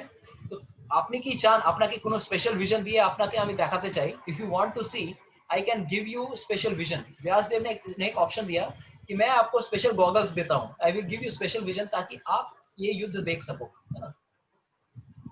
तो धृतराष्ट्र को पता चल गया था कि मेरे बेटे मारे जाएंगे, लेकिन फिर भी वो होपिंग अगेंस्ट द होप, उनको लग रहा है कि शायद मेरे बेटे किसी तरह से जीत जाए, है ना, शायद मेरे बेटे जीत जाए। उनको पता है, उनको सब के सब लोग, महात्मा विदुर ने बताया, भीष्म पितामह ने बताया, द्रोणाचार्य ने बताया कि किसी भी तरह से अपने बेटे, उनके जो बेटे हैं वो क्या है, अधर्म के प्रतीक हैं। हिज दुर्योधन इज एक्चुअली अधर्म, ऑन द साइड ऑफ अधर्म। और ये एक तरह से देखिए, ये कुरुक्षेत्र की उपाधि किस प्रकार से दी गई है, एक धर्म की खेती की तरह। दिस इज लाइक धर्म की खेती हो रही है। और जब किसी प्रकार से कभी खेती होती है, तो देखिए खेती में क्या होते हैं, सीड होता है और साथ ही साथ वीड भी होते हैं, है ना। सीड मतलब क्या, जे जिनिसटा अपनी चाष करते चान, যেমন धानेर खेती, धान हुआ या गेहूं हुए, है ना। तो धान हो गए, गेहूं हुए, जिसको आप चाहते हैं, लेकिन साथ ही साथ कुछ घास फूस भी होती है जो आप नहीं चाहते। तो ये वीड कौन है, अधर्म का जो प्रतीक है, जो कि दुर्योधन है ना। और सीड कौन है, जो कि धर्म के साइड में है, जो कि युधिष्ठिर महाराज है ना, युधिष्ठिर महाराज। तो देखिए, अगर कोई अच्छे प्लेस में जाकर, कोई अच्छे स्थान पर जाकर कोई अच्छा कार्य करता है, तो उसको उसका फल मिलता है। इसीलिए एक इंपॉर्टेंस आता है, what is the lesson we can understand कि स्थान, देश, काल, पात्र, उसमें देश का इंपॉर्टेंस क्या आता है। जिस स्थान पर हम कोई कार्य करते हैं, अच्छा स्थान यूज करते हैं हम, जैसे हम कभी यज्ञ करने जा रहे हैं, हम चूज करते हैं कि कोई अच्छी स्थान पे जाके यज्ञ करें। उसी प्रकार से ये भी एक यज्ञ होने वाला था, युद्ध रूपी यज्ञ, इसीलिए उन्होंने चूज किया कि चलो कुरुक्षेत्र में आगे युद्ध करेंगे ताकि हमें अच्छे रिजल्ट्स प्राप्त करें। और this is the importance of this place. तो एक, तो यहाँ पर संजय को जब स्पेशल विजन, तो उन्होंने क्या किया, व्यासदेव ने धृतराष्ट्र को बोला कि this is going to happen, आपके सारे पुत्र मारे जाने वाले हैं। But still he was thinking that I think even though like शायद मेरे बच्चे शायद सरवाइव कर जाए। तो he was having hoping against the hope that I think मेरे बेटे सरवाइव कर जाएंगे, है ना। तो ये जो होपिंग अगेंस्ट द होप, आशा, है ना, उनकी लगी हुई थी कि शायद मेरे बेटे बच जाए, है ना। तो उन्होंने क्या किया कि ठीक है, अगर आपको विजन देना है तो आप संजय को दीजिए, मुझे मत दीजिए, क्योंकि संजय मुझे बताएगा। संजय उनका एक, ही वाज लाइक अ सूत कुल में आते थे, है ना। तो सूत, बहुत सारे डिस्क्रिप्शन आते हैं कि सारथी के या फिर घोड़ा जो रथ चलाने वाले या कुछ इस तरह से जो लोग होते हैं, वो स्कूल में थे। तो शायद उनके पूर्वज उस स्कूल में थे, इसीलिए संजय को सूत पुत्र कहा गया है, उस कुल में आते हैं। तो संजय को उन्होंने विजन दिया और संजय उनको ये सारी चीजें बता रहे हैं। तो दिस वाज लाइक अ दूरदर्शन, है ना। तो इनका दूरदर्शन का एक स्पेशल एडवांटेज था। आज हम यूट्यूब लाइव करते हैं या फेसबुक लाइव करते हैं या कोई भी दूरदर्शन लाइव ही क्यों ना करते हैं, उसका एक एडवांटेज है या डिसएडवांटेज है। एडवांटेज ये है कि कलयुग के लोगों को भी दिखने को मिल रहा है, दूर कहीं पे दूरदर्शिता हो रही है। लेकिन उस समय के ऐसे विजन का क्या इंपॉर्टेंस था, संजय को 360 डिग्री व्यू था। He could see the entire battlefield, कहां पर क्या हो रहा है, और वो जो चाहते थे वो देख सकते थे। ऐसा नहीं कि उनको एक डिस्क्रिप्शन मिल रहा है, कौन किसके साथ युद्ध कर रहा है, कौन कहां पर युद्ध कर रहा है, जो भी मेन चीजें हो रही हैं वो महाभारत में वो आगे वो क्या करते थे, he was telling to Dhritarashtra, है ना। तो this is what he was doing. He was, क्योंकि उनको व्यासदेव की कृपा मिली थी, बिना व्यासदेव की कृपा के ये चीज पॉसिबल नहीं था। इसीलिए संजय को ये व्यासदेव की कृपा मिली, तब जाके ये चीज उनको this kind of special vision he got, है ना। तो this is one thing we can understand. Dhritarashtra ने ये विजन नहीं लेना चाहा, बल्कि उन्होंने विजन हैंड ओवर कर दिया संजय को। और ठीक 18वें दिन के बाद, एग्जैक्टली आफ्टर 18th डे, जब 19th डे में मॉर्निंग होती है, सनराइज होता है, सनराइज के बाद ही उनके पास से, जिस प्रकार से दुर्योधन मारा गया और पांडवों के भी सारे पुत्र मारे गए उस समय, तब उसके सनराइज के बाद ही उनके पास से सारा विजन चला गया। ही हिमसेल्फ सेज कि आज अब मुझे कुछ और नहीं दिख रहा है। तो इट वाज अ स्पेशल कृपा ऑफ व्यासदेव, जिसकी वजह से धृतराष्ट्र को वहां पर रह के भी पूरा का पूरा वृत्तांत तो सुनने को मिला, और भले ही वो अंधे थे। दूसरा चीज हमें देखना था, हाँ, तो हमने यहाँ पर बताया प्लेस का क्या इंपॉर्टेंस है, what is the importance of place. तो यहाँ पर एक चीज देखेंगे, एक कहानी आती है, वन इन स्क्रिप्चर्स, हमारे शास्त्रों में एक कहानी आती है, शुंड और उपशुंड। ये दो, शुंड और शुंड एंड उपशुंड। तो एक कहानी है इनकी, तो मैं बताना चाहूंगा। ये एक कहानी आती है, राम जी एक बार लक्ष्मण जी के साथ वनवास में महाराष्ट्र के आसपास कहीं एक स्थान पर गए थे। तो देखिए, लक्ष्मण जी का हमें सबको पता है कि how Lakshman was always loyal, है ना। लक्ष्मण हमेशा राम जी के प्रति हमेशा लॉयल रहते थे। तो एक स्थान पर आने के बाद लक्ष्मण जी के मन में ऐसे ऐसे विचार आ रहे हैं कि वो बोले कि इस राम की वजह से उनके मन में, सोचिए, ही वाज सो लॉयल, हमेशा वो भ्राता के लिए हमेशा वो लॉयल रहते थे। उनके मन में ऐसा विचार आ रहा है कि इसकी वजह से, इस भाई की वजह से, इनकी वजह से मुझे भी वनवास आने को मिला, because of him only my father, कहीं का दिमाग फिर गया, या मैं तो एटलीस्ट, मुझे तो इस वनवास में नहीं आना चाहिए था। तो लक्ष्मण को ऐसा जब मतलब गलत सलत विचार आने लगे, तो वो राम जी के पास जाते होते, राम जी के पास जाकर पूछते हैं कि राम जी, मेरे मन में ऐसे विचार क्यों आ रहे हैं, why this kind of desires are coming, क्योंकि मैं हमेशा आपका भक्त रहा हूँ, मैं आपका बारे में ही सोचता हूँ। तो राम जी ने बताया, देखो Lakshman, actually this is the problem of this place. हम जिस स्थान पर आज वनवास में आए हैं, उस स्थान पर एक ऐसी घटना घटी थी जिसकी वजह से तुम्हारे मन में ये सारे डिजायर्स आ रहे हैं। उस वहां पर एक ऐसी घटना घटी थी। तो यहाँ पर राम जी कहानी बताते हैं कि शुंड और उपशुंड के नाम से दो असुर हुए थे एक समय, और इतने उन्होंने भीषण तपस्या की थी, तो कि उन्होंने ब्रह्मा जी से विंध्याचल में जाकर उन्होंने तपस्या करके वरदान प्राप्त किया था कि हमें कोई भी ना मार सके। तो ब्रह्मा जी ने वरदान जरूर दिया था, लेकिन उन्होंने यही वरदान, एक वरदान मांगा सिर्फ ये मान, क्योंकि दे वर सो डियर, है ना, बोलते हैं ना चड्डी बड्डी, है ना, जुड़वा भाई की तरह थे वो। उन्होंने बोला कि देखिए हमें आपस में कोई ना, हम एक दूसरे को ही मार पाए लेकिन हमें इस संसार में और कोई ना मार सके, है ना, कि क्योंकि उन्हें तो पता था कि हम आपस में एक दूसरे को कभी मारने जाएंगे ही नहीं, क्योंकि हमारे अंदर इतना भाईचारा है, तो we will never kill any each other, है ना। और जैसे उन्होंने, उनको ये वरदान मिला, वो पूरे संसार में उत्पात मचाना शुरू कर दिया उन्होंने। देवर मतलब सारे देवता लोग, डेमी गॉड्स लोग, जितने भी देवता थे सब त्रस्त हो गए। तो उन्होंने क्या किया, उन्होंने ब्रह्मा जी को अप्रोच किया। ब्रह्मा जी ने बोला कि तुम विश्वकर्मा को बोलो कि एक ऐसी क्रिएशन करो, एक ऐसी अप्सरा को क्रिएट करो जिसका नाम था तिलोत्तमा। वो इतनी सुंदर होगी कि वो जाकर इनका मन मोह लेगी। इनका शुंड और उपसुंड का, है ना, तो शुंड और उपसुंड का मन मोह लेगी। तो तिलोत्तमा जाती हैं और शुंड और उपसुंड का मन मोह लेती हैं। तो शुंड बोलता है ये तिलोत्तमा ये मेरी है, और उपसुंड बोलता है नहीं ये मेरी है ना। तो बोलता है ये तुम्हारी भाभी है। शुंड बोलता है नहीं ये तुम्हारी भाभी है। तो दोनों के बीच में झमेला शुरू होने लगा, दोनों एक दूसरे का हाथ पकड़ने लगे। तो तिलोत्तमा बोलने लगे, देखिए तिलोत्तमा भी भगवान का कार्य करने के लिए आई थी। तो तिलोत्तमा ने बोला देखो आप दोनों में से अपने आप डिसाइड कर लो कि कौन मेरे साथ विवाह करेगा, है ना, कौन मेरे साथ विवाह करेगा। तो जिस तरह से उन्होंने ऐसा सब जब सुना कि ये इतनी सुंदर कन्या का विवाह मेरे साथ होगा, तो इन दोनों के बीच भी, सोचिए इन दोनों के बीच भी क्या हो जाता है, कलह हो जाता है ना। They started fighting amongst themself, और एक दूसरे को उन्होंने क्या किया, दे किल्ड ईच अदर। इस प्रकार से उन दोनों का विनाश हुआ। तो इस प्रकार से ये जो विनाश हुआ, ये सारी घटना घटती है कौन सा, इस स्थान में जहां पर राम जी और लक्ष्मण गए थे, है ना, राम और लक्ष्मण गए थे। उस स्थान पर जब ऐसी घटना घटी तो लक्ष्मण जी के मन में भी ऐसे विचार आ रहे थे अपने ही भाई के अगेंस्ट में। तो राम जी ने ये सारी कहानी बताई। तो हम देख सकते हैं कि इवन ये place also has so much importance. हम कभी भी कोई यज्ञ करते हैं, जैसे श्रीमद् भागवतम का कहानी आता है कि यज्ञ किया गया नैमिषारण्य में जाके 1000 वर्ष के लिए यज्ञ किया गया, है ना, लोगों के कल्याण के लिए। क्योंकि ऐसा प्लेस चूज करते हैं, जैसे क्रिकेट मैच होता है अच्छा स्टेडियम चूज करते हैं, अच्छा पिच यूज करते हैं, ताकि सब कुछ अच्छी तरह से आउटकम अच्छा हो। उसी प्रकार से ये सारे दुर्योधन, है ना, और ये पांडवों ने और कौरवों ने ये प्लेस कौन सा चूज किया, महाभारत का दुर्योधन एंड इवन युधिष्ठिर, उन्होंने चूज कौन सा किया, अ गुड प्लेस जहां पर आउटकम हमारा अच्छा हो, and which is what is actually Kurukshetra. क्योंकि कुरुक्षेत्र में उनके पूर्वज ने already it had become a pious place, है ना। क्यों, हमने बताया परशुराम के बारे में बताया, परशुराम ने यहाँ पर तपस्या की थी और अपने आप 5 कुंड बनाकर पश्चाताप किया था। इतने सारे क्षत्रियों को मारने का पश्चाताप इन्हीं स्थान पर आके किया था, है ना।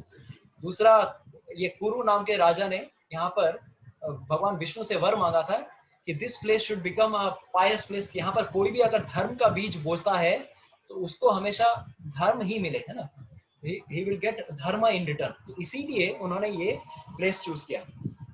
तो ये हम एक लेसन यहाँ पर देख सकते हैं कि प्लेस आल्सो हैज इंपॉर्टेंस। इसलिए कभी भी अच्छा कार्य करें, एक अच्छा प्लेस होना बहुत जरूरी है। इसीलिए हम जहां पर जाते हैं बीच बीच में हमें धाम की यात्रा करनी चाहिए, है ना। भगवान के धाम में भगवान ने जहां पर लीलाएं की हैं, this is also a place where हजारों गुना फल मिलता है। वृंदावन धाम में जाइए या अयोध्या जाइए, है ना, या द्वारका जाइए, तो कुछ भी कार्य करते हैं हम यहाँ पर, इसका फल क्या होता है, उसका फल हमें हजारों गुना मिलता है। भक्ति करने का फल हमें इन सारे स्थानों पर जाकर हमें ज्यादा फल मिलता है। इसीलिए this is the importance of the place. तो we can understand, this is another thing from this lesson we can, तो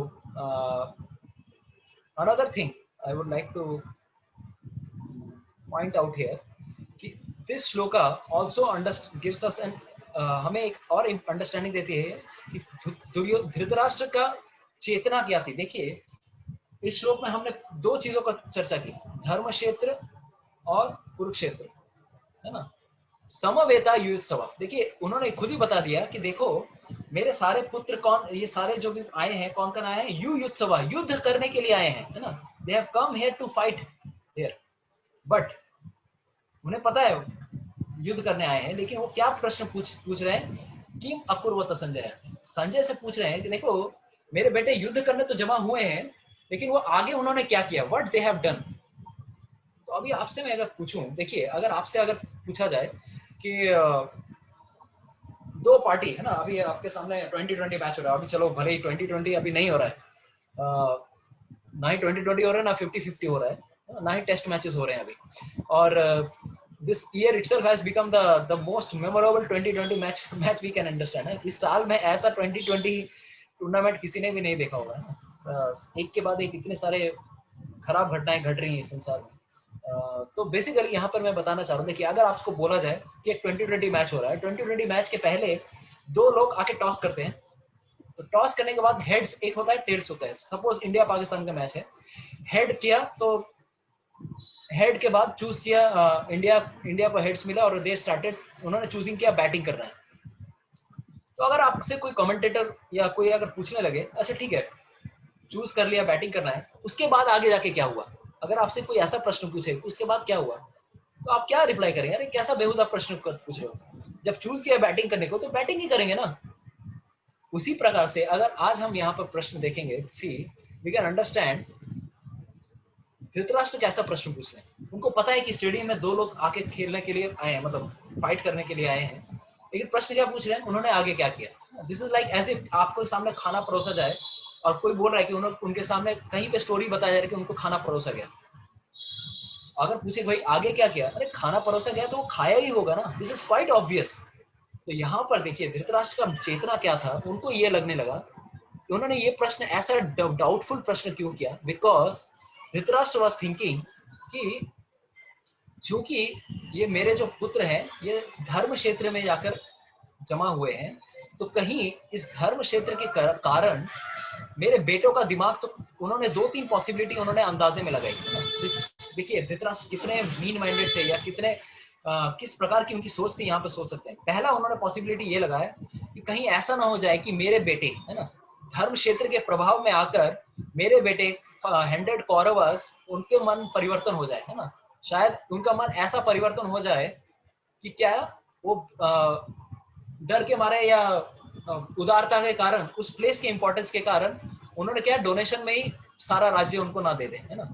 वो पूरा का पूरा राज्य पांडवों को डोनेशन में, युद्ध करने के पहले ही शायद डोनेशन में अगर दे दिया, क्योंकि उनको डर लग रहा था कि वो तो कहाँ गए हैं, धर्म क्षेत्र में गए हैं। तो शायद ऐसा हो सकता है कि धर्म क्षेत्र का प्रभाव मेरे अधर्मी, भले ही मेरे बेटे अधर्मी है, लेकिन शायद धर्म, क्योंकि वो प्लेस इतना पावरफुल है, मेरे बेटे के ऊपर शायद इन्फ्लुएंस कर दे।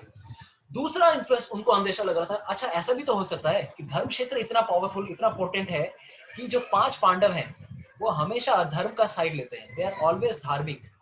तो शायद धार्मिक होने के कारण उनके अंदर इतना प्रभाव हो जाए कि मेरे मेरे बेटों को शायद बिना युद्ध के ही डोनेशन में पूरा राज्य दे दे कि भाई भाई हमें युद्ध नहीं करना, हमें आप, क्योंकि इतने लोग मारे जाने वाले हैं, हम आपको सारा राज्य देते हैं, हमें युद्ध बुद्ध नहीं करना। वो ऐसा सोचने लगे। तो ये उन्होंने उनके मन में अंदेशा आने लगा। तो देखिए तो ये जो उनका डाउट है, तो यहाँ पर हम सोच सकते हैं कि what kind of personality he is, he understands, he knows कि उनको पता है कि धर्म क्षेत्र का क्या इंपॉर्टेंस है, but still he is asking this question because he knows कि शायद मेरे बेटे किम अकुर्वत संजय, कि शायद मेरे बेटे कुछ गड़बड़ ना कर दें। तो इसी के आगे श्लोक में हमें पता चलेगा, संजय बताएंगे चिंता मत कीजिए, आपके बेटे इतने धार्मिक है कि इतना धर्म क्षेत्र भले ही पावरफुल हो, आपके बेटे इतने धार्मिक है कि उनके ऊपर फर्क नहीं पड़ने वाला, उनके ऊपर रत्ती भर भी फर्क नहीं पड़ने वाला, वो युद्ध करने ही वाले हैं, है ना। तो चिंता मत कीजिए, वो नेक्स्ट श्लोक में संजय बताने वाले हैं।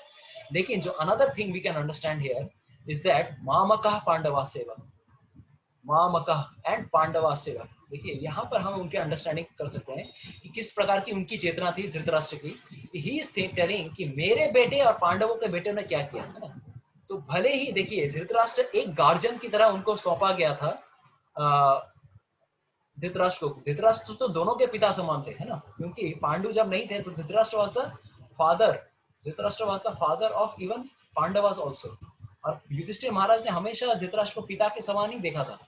लेकिन धृतराष्ट्र की चेतना कैसी है हम यहाँ पे समझ सकते हैं कि ही इज डिफरेंशिएटिंग, उनके अंदर क्या है, मेरे और मेरा, है ना, I and mine. He is thinking in the concept of I, मैं और मेरा, है ना, माइन।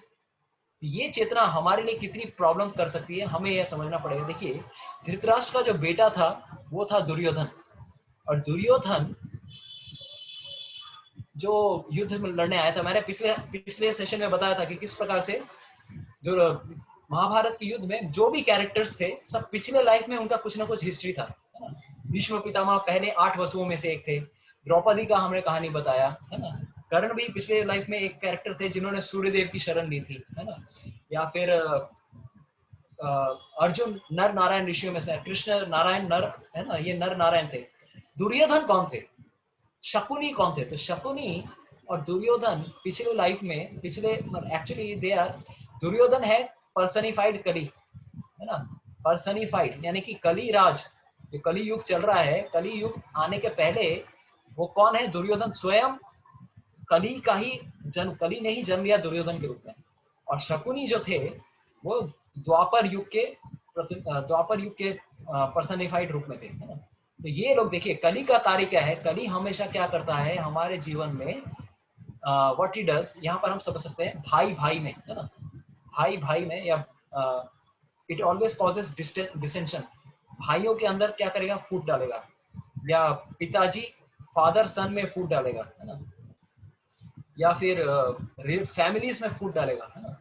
इसी तरह से दुर्योधन का भी हम ये मेंटालिटी देख सकते हैं, क्योंकि वो कल पर्सनिफाइड कली है। इस अभी देखिए, पहले क्या हमारे हमारी जो सभ्यता थी, हमारे सभ्यता में क्या थे? We would always have a joint family, है ना, हम लोग हमेशा जॉइंट फैमिली में रहते थे, और एक ही खाना, एक ही रसोई होती थी, उसी में हम खाना पकाते थे, और सबको एक साथ मिल बांट के खाना खा ये रहते थे, है ना। We would always live together. We can understand here, sorry, we can understand here कि जॉइंट फैमिली, ये कलयुग क्या करेगा? कभी भी किसी भी व्यक्ति को साथ में रहने नहीं देगा, है ना। इवन हस्बैंड वाइफ में क्लैशेस लाता है, भाई भाई में लाता है, अच्छे दोस्तों में क्लैशेस लाता है। दुर्योधन का से ये चीज सीख सकते हैं कि कलयुग में हमें क्या करना है, हमें युधिष्ठिर की सीख लेनी है, ना कि कलयुग की तरह, है ना, दुर्योधन की तरह। This is the problem. तो धृतराष्ट्र का यहाँ पे प्रॉब्लम क्या है? वो क्योंकि कली के फादर की तरह डील कर रहे हैं, तो वो भी कैसे डिफरेंशिएट कर रहे हैं? मामका किसको वो इंडिकेट कर रहे हैं? मामका से उन्होंने इंडिकेट किया किनको? अपने बेटों को, 100 कौरवों को, है ना।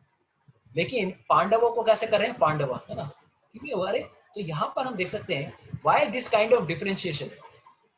क्या पांडव आपके पुत्र नहीं है? है ना, पांडवों का भी तो guardian, so called guardian was Dhritarashtra only, है ना।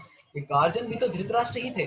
तो इस प्रकार की चेतना जब किसी के अंदर आ जाए, we have to get rid of this kind of mentality. हमें इस प्रकार की चेतना से हमें मुक्त होना है, तभी हमारे जीवन में कुछ उन्नति कर सकता है ना। तो यहाँ पर हम एक चीज देख सकते हैं,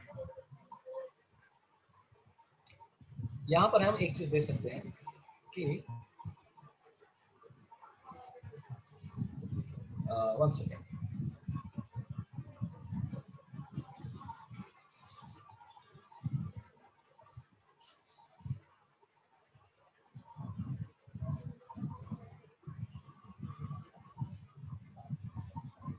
तो यहाँ पर हम एक चीज देखेंगे कि किस प्रकार से दुर्योधन धृतराष्ट्र की चेतना के बारे में हमें समझ में आएगा। तो yes, this is our Dhritarashtra inquiry.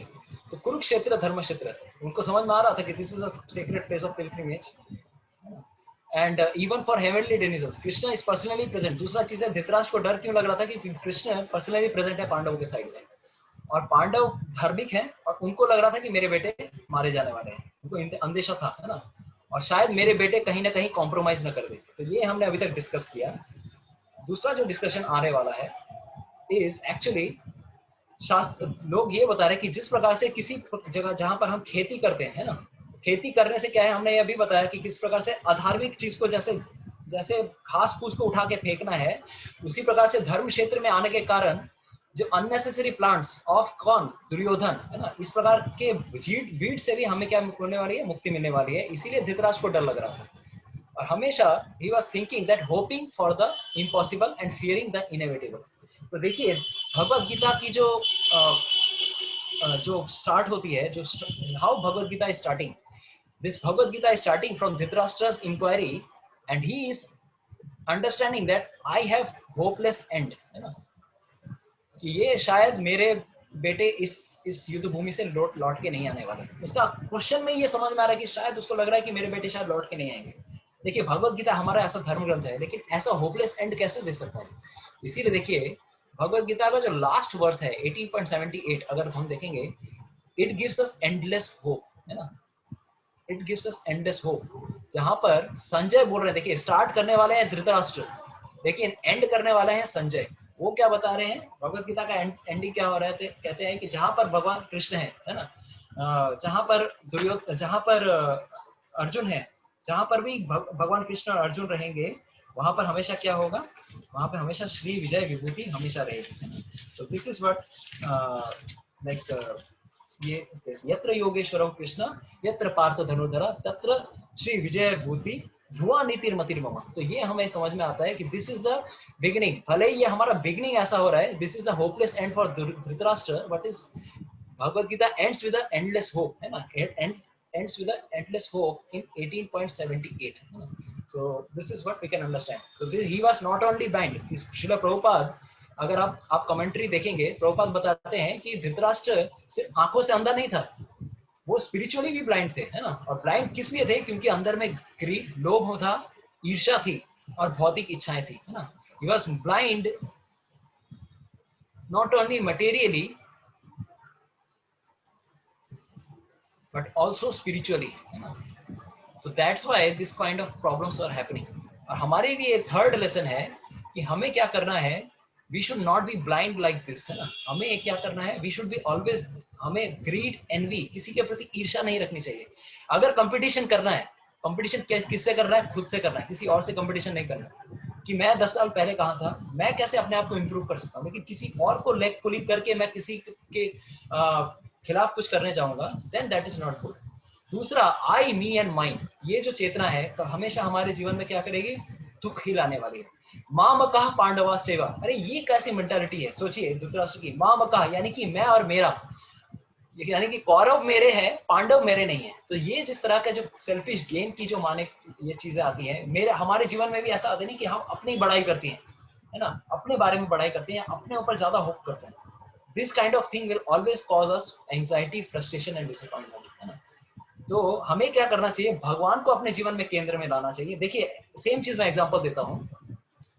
Yudhishthir महाराज जब इस युद्ध को शुरू करने वाले हैं, दुर्योधन अभी इस युद्ध में शुरू करने वाले हैं, वो कैसे श्लोक बोलते हैं और युधिष्ठिर महाराज कैसे श्लोक बोलते हैं। तो जस्ट अ सेकंड, मैं ये सेशन करने के बाद मैं आपको उस ये स्लाइड्स क्लियर करने के बाद मैं युधिष्ठिर महाराज के बारे में बताने वाला हूँ, ठीक है।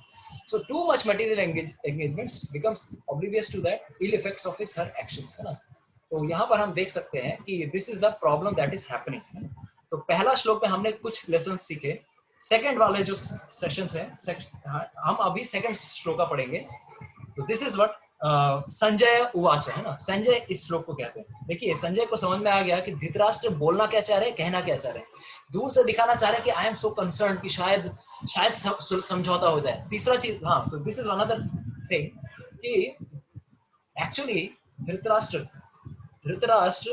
इस श्लोक के माध्यम से ये समझाना चाह रहे थे संजय को, ही वाज शोइंग ऑफ कि शायद समझौता हो जाना चाहिए, है ना, समझौता हो जाना चाहिए। अंदर से वो चाह रहे थे कि समझौता नहीं होना चाहिए, लेकिन दूसरा दूर से दिखा रहे हैं संजय को समझौता हो जाए, क्योंकि धर्म क्षेत्र में आए हैं, पवित्र भूमि में आए हैं, तो this kind of thing should happen. उन्हीं এটা ভাবছিলেন, কিন্তু समझौता जो হবে না, संजय এই জিনিসটা বুঝে যান। देखिए संजय को दिव्य दृष्टि मिली थी, लेकिन दिव्य दृष्टि के साथ में उनको दिव्य दृष्टि का मतलब क्या है, वो लोगों के अंदर क्या चल रहा है वो भी समझ आ रहे हैं, है ना। तो उनको ये भी समझ में आ रहा है कि धृतराष्ट्र के हृदय के अंदर क्या चल रहा है, वो जस्ट दिखाने के लिए, शो ऑफ करने के लिए पूछना चाह रहे हैं। तो उन्होंने समझा, देखो धृतराष्ट्र आप जो चाहते हो मैं वही बताने वाला हूँ, आपके बेटे कोई समझौता नहीं करने वाले हैं, यही मैं आपको बताने वाला हूँ। दैट्स व्हाट संजय सेज, यही बताने वाला है संजय नेक्स्ट श्लोक में। दृष्ट्वा तु पांडवानीकं व्यूढ़ं दुर्योधनस्तदा आचार्यम् उपसंगम्य राजा वचनम अब्रवीत। तो नेक्स्ट श्लोका संजय क्या कहते हैं, संजय यहाँ पर कहते हैं कि संजय ने कहा, हे राजन, पांडु पुत्रों द्वारा सेना की व्यूह रचना देखकर राजा दुर्योधन अपने गुरु के पास गया और उसने ये शब्द कहे। तो देखिए जस्ट लाइक जैसे को तैसा, है ना। तो संजय को भी समझ में आ गया कि धृतराष्ट्र डिप्लोमेटिक है, तो संजय ने भी डिप्लोमेटिक वर्ड्स में ही आंसर किया, है ना। How is telling in diplomatic words, उन्होंने क्या वर्ड यूज किया, राजा, है ना। राजा शब्द दोनों के लिए यूज किया, पहला तो धृतराष्ट्र के लिए भी यूज किया, दूसरा शब्द दुर्योधन के लिए यूज किया, है ना। क्यों, तो ये हम समझ पाएंगे। देखिए दुर्योधन वाज सो कॉम्प्लिसिट। तो देखिए अगर हम देखेंगे दुर्योधन किस प्रकार से इतना पापी व्यक्ति, ऐसा व्यक्ति था कि युद्ध के पहले दिन जैसे ही युद्ध शुरू होने वाला है, उसने शकुनी के बेटे उलूक को पांडवों का कैंप में भेजा, और वहां पर भी क्या बोलते हैं ना, जैसे स्लेजिंग होता है, सचिन तेंदुलकर को लोग स्लेजिंग करते थे, है ना, बहुत सारे चिढ़ाने की कोशिश करते ताकि लोग गुस्सा में आ जाए। उसी प्रकार से शकुनी के बेटे उलूक को उन्होंने उधर भेजा, और भिन्न ऐसे ऐसे शब्दों में क्या किया, स्लेजिंग करने की कोशिश की, ताकि लोग इस समय भी जाके उनको क्या कर सके, वो उसको मजा आ सके, है ना। तो एक दिन पहले उन्होंने क्या कहा, जैसे उलूक ने भीम को कहा कि you are like a bull, एक क्या किसके समान हो, एक वृषभ के समान हो, you are like a bull, है ना। इस तरह से ऐसे अपशब्दों में वर्णना की। अर्जुन को कहा कि तुम नपुंसक के समान हो, ये दुर्योधन का मैसेज है, मैं तुम लोगों को देने वाला हूँ। युधिष्ठिर को बोला कि you are good for nothing, है ना, ताकि पांडवों को प्रोवोक कर सके। जाने युद्ध होने के पहले भी वो प्रोवोक कर रहा है, ऐसी उसके मन में चिंताधारा चल रही है ना। बट आफ्टर सीइंग, देखिए जिस प्रकार से उन्होंने देखा, एक्चुअली क्या होता है, ये जो सेकंड से 11वें नंबर श्लोक तक दुर्योधन श्लोक बोलने वाले हैं ना। तो दृष्टवा तु पांडवानिकम, ये पूरी की पूरी जो आर्मी देखी दुर्योधन ने, तो यहाँ पर हम देख सकते हैं कि दुर्योधन की मेंटालिटी कैसी है, कितनी खराब मेंटालिटी है, हम यहाँ पर देख सकते हैं। वो he was like a politician, है ना। Duryodhana was always an expert politician. Politician होने के कारण क्या होता है, पॉलिटिशियन लोग काफी डिप्लोमेटिक वर्ड्स यूज करते हैं, माप तोल के बोलना, किस तरह से एकदम सही प्रकार से लोगों को सोचकर समझकर बात करना, ताकि एक एस्टिमेटेड रिस्पॉन्स मिल सके लोगों से, है ना। तो वो क्या बात कर रहे हैं, देखिए वो किसके पास जाते हैं, आचार्य उपसंगम में। उनको जाना किसके पास चाहिए था, भीष्म पितामह, क्योंकि भीष्म पितामह उनके क्या थे, Bhishma Pitamah was actually his general, उनके सेनापति थे। लेकिन भीष्म पितामह के पास नहीं जा रहे हैं, किसके पास जा रहे हैं, द्रोणाचार्य के पास जा रहे हैं। ये वाज सो डिप्लोमेटिक कि भीष्म पितामह तो मेरे साइड में ही है, चलो कोई बात नहीं, द्रोणाचार्य के पास नहीं, क्योंकि पहले ही, क्योंकि पांडवास की इतनी एक्सपर्ट आर्मी देखे, भले ही उनके पास 7 अक्षौहिणी थी, लेकिन इतनी एक्सपर्टली अरेंज थी किनके द्वारा, भीष्म पितामह के ही द्रोणाचार्य के एक शिष्य थे। कौन, उनके पार्टी में जो उनके जो जनरल थे वो थे धृष्टद्युम्न, है ना। तो धृष्टद्युम्न की जो अरेंजमेंट को देख के, Dhrishtadyumna was the son of Drupada, है ना। तो धृष्टद्युम्न उस पार्टी के जनरल थे, तो उसके अरेंजमेंट को देखकर वो डर गया, और वो जाकर क्या करता है, पॉलिटिकल लैंग्वेज में जाकर द्रोणाचार्य के पास जाते हैं। तो देखिए, even Sanjay also expertly use this word raja, क्योंकि राजा उन्होंने धृतराष्ट्र के लिए यूज किया, राजा उसने यही वर्ड उन्होंने दुर्योधन के लिए भी यूज किया। तो धृतराष्ट्र के लिए क्यों यूज किया, क्योंकि अंत देखिए, this is the last time Dhritarashtra को राजा वो शब्द यूज करने जा रहा है, क्योंकि धनंजय को भी पता था कि इसके बाद धृतराष्ट्र और राजा नहीं रहेंगे। तो उसका मन संभालने के लिए कि चलो आपको मैं राजा वर्ड यूज कर रहा हूँ, है ना। दूसरा, दुर्योधन को राजा क्यों यूज कर रहे हैं, अरे दुर्योधन तो राजा नहीं थे, वो तो क्या बोलते हैं, he was the prince regent, है ना। वो क्या बोलते हैं, युवराज थे, he was yuvraj, he was not raja, वो राजा नहीं बने थे। लेकिन उन्होंने इसलिए राजा यूज किया क्योंकि अंत बार, last time I want to use this word raja for Duryodhana, क्योंकि इसके बाद दुर्योधन के बाद वो राजा कहने के लायक नहीं रहने वाला। तो ये भी उन्होंने, संजय ने भी डिप्लोमेटिकली ये वर्ड यूज किया। और यहाँ पर हम देख सकते हैं कि भले ही दुर्योधन राजा नहीं थे, उन्होंने उसके लिए भी केयरफुली, संजय ने भी ऐसा वर्ड यूज किया। दूसरा चीज देखिए, what is the power of blessings, है ना। तो तीसरा चीज यहाँ पर हम देख सकते हैं, what is the power of blessings. किस प्रकार से महाभारत का युद्ध शुरू होता है, कितने लोगों ने महाभारत देखी है रिसेंट टाइम्स में, मतलब एटलीस्ट महाभारत का युद्ध देखा है ना। तो अगर आप लोगों ने देखा होगा, एक स्पेशल चीज होती है, if you can understand, yes many people are raising hands. तो एक स्पेशल चीज होती है, जैसे ही महाभारत का युद्ध शुरू होने वाला होता है, understand these two kind of people, how Duryodhana is reacting and how Yudhishthira Maharaj is reacting. युद्ध के पहले जब भगवत गीता हो जाती है, युधिष्ठिर महाराज जाएंगे, पहले जाकर क्या करते हैं, भीष्म पितामह के पास जाते हैं, द्रोणाचार्य के पास जाते हैं, हाथ जोड़ते हैं और कहते हैं, हे पितामह भीष्म, हे द्रोणाचार्य एंड हे कृपाचार्य, आपसे मैं युद्ध करने के पहले आपसे मैं आशीर्वाद चाहता हूँ, है ना। आपसे मैं आशीर्वाद चाहता हूँ, I want to seek your blessing, क्योंकि आप हमारे गुरु रह चुके हैं, यू आर ऑल माई गुरु।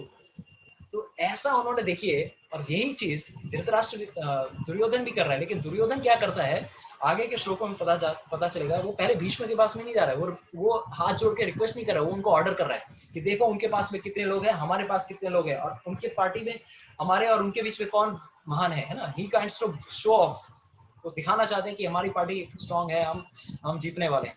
तो देखिए ब्लेसिंग्स का कितना बड़ा इंपॉर्टेंस है। उसी समय वो एक चीज, तीन चीजों, भीष्म पितामह से, द्रोणाचार्य से, भीष्म से एक चीज पूछते हैं, भीष्म पितामह आपसे मैं ब्लेसिंग्स तो लूंगा, लेकिन ब्लेसिंग्स के साथ में आप हमें आप किस प्रकार से मारे जाओगे, है ना, वो हमें सीक्रेट दे दीजिए। अगर आप सीक्रेट दे देंगे, please let us know how you will be killed.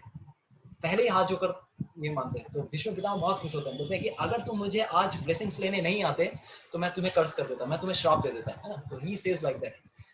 दूसरा, तो उन्होंने बोला देखो सीक्रेट की बात जहां तक है, जब प्रॉपर समय आएगा तब मैं तुम्हें, whenever the proper times come, I will always tell you the secret how I will be killed, है ना, don't worry about that। उसके बाद वो जाते हैं द्रोण के पास। द्रोण के पास क्योंकि वो उनके गुरु रह चुके थे, तो उन्होंने भी उनसे परमिशन मांगा, उनसे भी सीक्रेट मांगा कि आपसे हम कैसे विजय प्राप्त कर सकते हैं। द्रोणाचार्य बोला जब तक मेरे हाथ में कोई अस्त्र है मुझे कोई परास्त नहीं कर सकता, अगर मेरे हाथ से अस्त्र चले जाएंगे then I will be killed, और वो तब होगा जब मुझे कोई बुरी खबर कोई सुनाए, कोई ऐसी धक्का देने वाली खबर, और जो मुझे कोई एक ऑथेंटिक पर्सन से अगर मुझे पता चले कि this is the right news, अगर ऐसा मुझे शॉक लगेगा then I can be killed, क्योंकि मेरे हाथ में कोई अस्त्र उस समय नहीं रहेगा। तो उन्होंने तो सीक्रेट दे दिया। और लास्ट में कृपाचार्य जो कहते हैं, कृपाचार्य से उन्होंने प्रश्न पूछा। कृपाचार्य बोला देखो मैं मारा नहीं जा सकता, क्योंकि मैं I am the one of the those person की मैं चिरंजीवी हूँ, मैं इस युद्ध के बाद भी जीने वाला हूँ। क्योंकि आगे अगर चल के देखेंगे नेक्स्ट मनवंतर में ये 7 सप्त ऋषियों में से रहने वाले हैं। अभी जो सप्त ऋषि हैं ये नेक्स्ट पोस्ट इनकी आने वाली है। तो महाभारत के बाद अगले जो सप्त ऋषि होने वाले हैं कृपाचार्य और वेदव्यास, है ना, और इवन अश्वत्थामा, ये तीन, इसी महाभारत में से 3 लोग, अश्वत्थामा,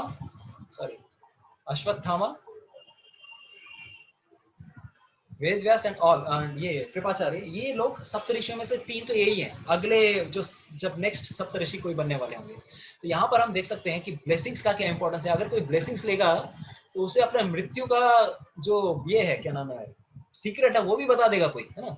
तो दैट्स व्हाट, हमें भी अपने जीवन में गुरुजनों का, है ना, अपने टीचर्स का, जिनसे हमें कुछ भी ग्रेटफुली कुछ भी मिला है संसार में, उनका रेस्पेक्ट करना चाहिए, ना कि दुर्योधन जैसा मेंटालिटी नहीं रहना चाहिए। क्योंकि आगे चल के हमें समझ में आएगा what kind of Duryodhan mentality is there, we can understand from this, है ना। तो राजा शब्द मतलब जो राजनीति में बहुत निपुण है, इसीलिए उनका वर्ड यूज किया गया राजनीति, है ना, राजा, है ना। तो यहाँ पर हम देख सकते हैं कि 1.3 to 10 spoken by Duryodhana, but there is no words which says Duryodhana उवाच। यहाँ पर कहीं पे भी दुर्योधन उवाच नहीं है, बट संजय इसको कह रहे हैं, ये थर्ड पर्सन में कहा जा रहा है।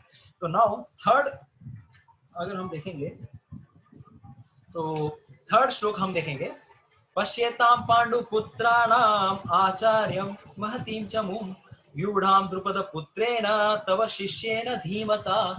तो यहाँ पर देखिए, वहां पर बोल रहे हैं ओ माय टीचर, दुर्योधन कह रहे हैं O my teacher behold the great army of Pandu, sons of Pandu, देखो पांडुओं के सारे पुत्रों को, उनकी सेना को, so expertly arrange by your intelligent disciple the son of Drupada. देखिए किस प्रकार से पॉलिटिशियन लोग, जिस तरह की कूटनीति वाले लोग रहते हैं, किस प्रकार के माप तोड़ के ऐसे वो शब्द कहते हैं जो धक्का भी मारते हैं, चुभते भी हैं हमारे लिए, है ना। उन्होंने वो, उनके लिए भी गुरु कौन है, देखिए इसी, उनके लिए द्रोणाचार्य गुरु है।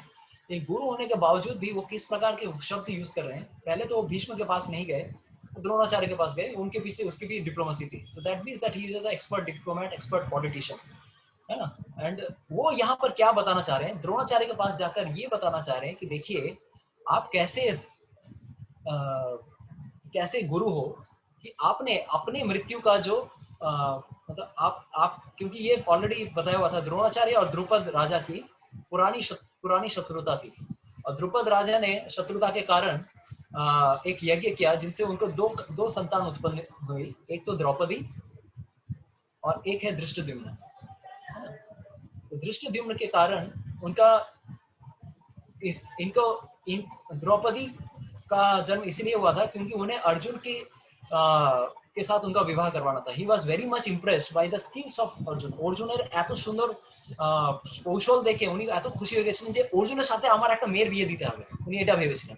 তো तो इसीलिए उन्होंने अर्जुन के विवाह के लिए, अर्जुन के साथ विवाह करने के लिए एक स्पेशल पुत्री को यज्ञ से उत्पन्न किया, है ना। तो बहुत तो बोलते हैं कि अरे भाई यज्ञ से उत्पन्न हो सकती है क्या कोई कन्या?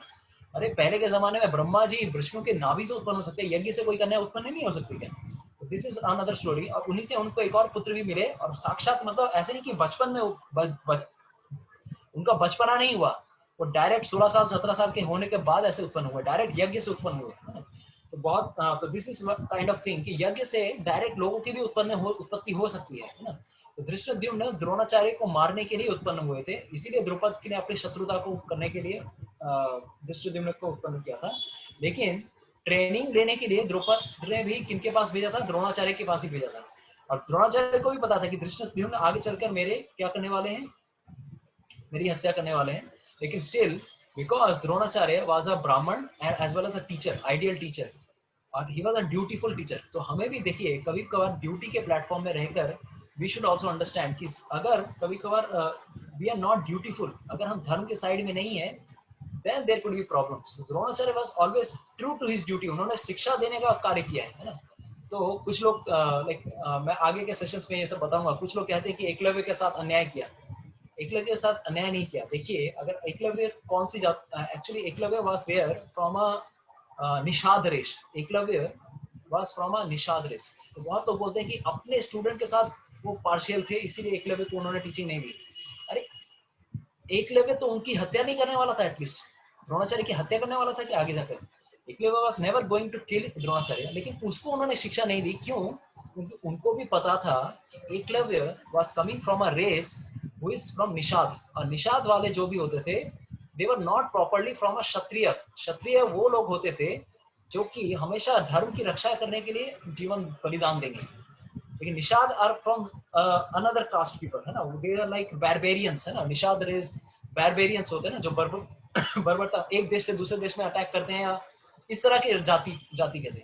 अगर एकलव्य को अपनी वो शिक्षा दे देते, है ना, तो प्रॉब्लम क्या होता है? जैसे देखिए उसी कहानी में ही हम देखते हैं कि कुत्ते को मारने के लिए भी एक निरीह जाति के कुत्ते को इस प्रकार से उन्होंने मुंह में ऐसा सील किया।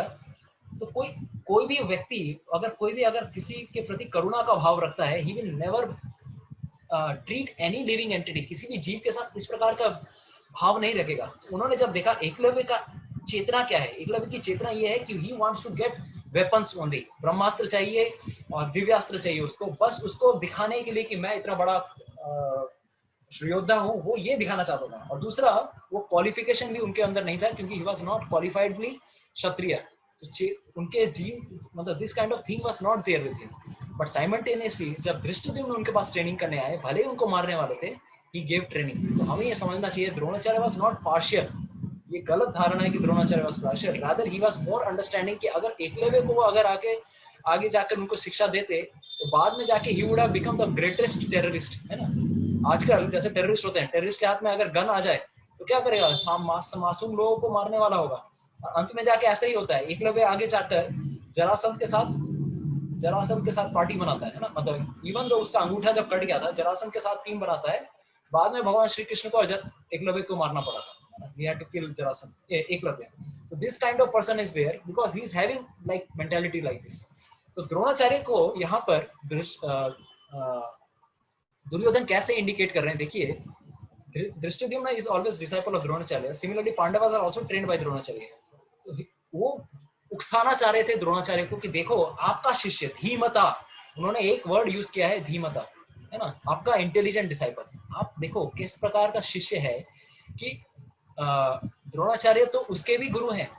किसके गुरु हैं? दुर्योधन के भी गुरु हैं। लेकिन वो अपने गुरु को ही किस प्रकार से he is pinching his words, बोलते हैं कि देखो आपका इंटेलिजेंट डिसाइपल, उसने अगर आप उसको ट्रेनिंग नहीं देते तो आज जाकर इस प्रकार से इतनी सुंदर तरह से आर्मी नहीं अरेंज करता वो।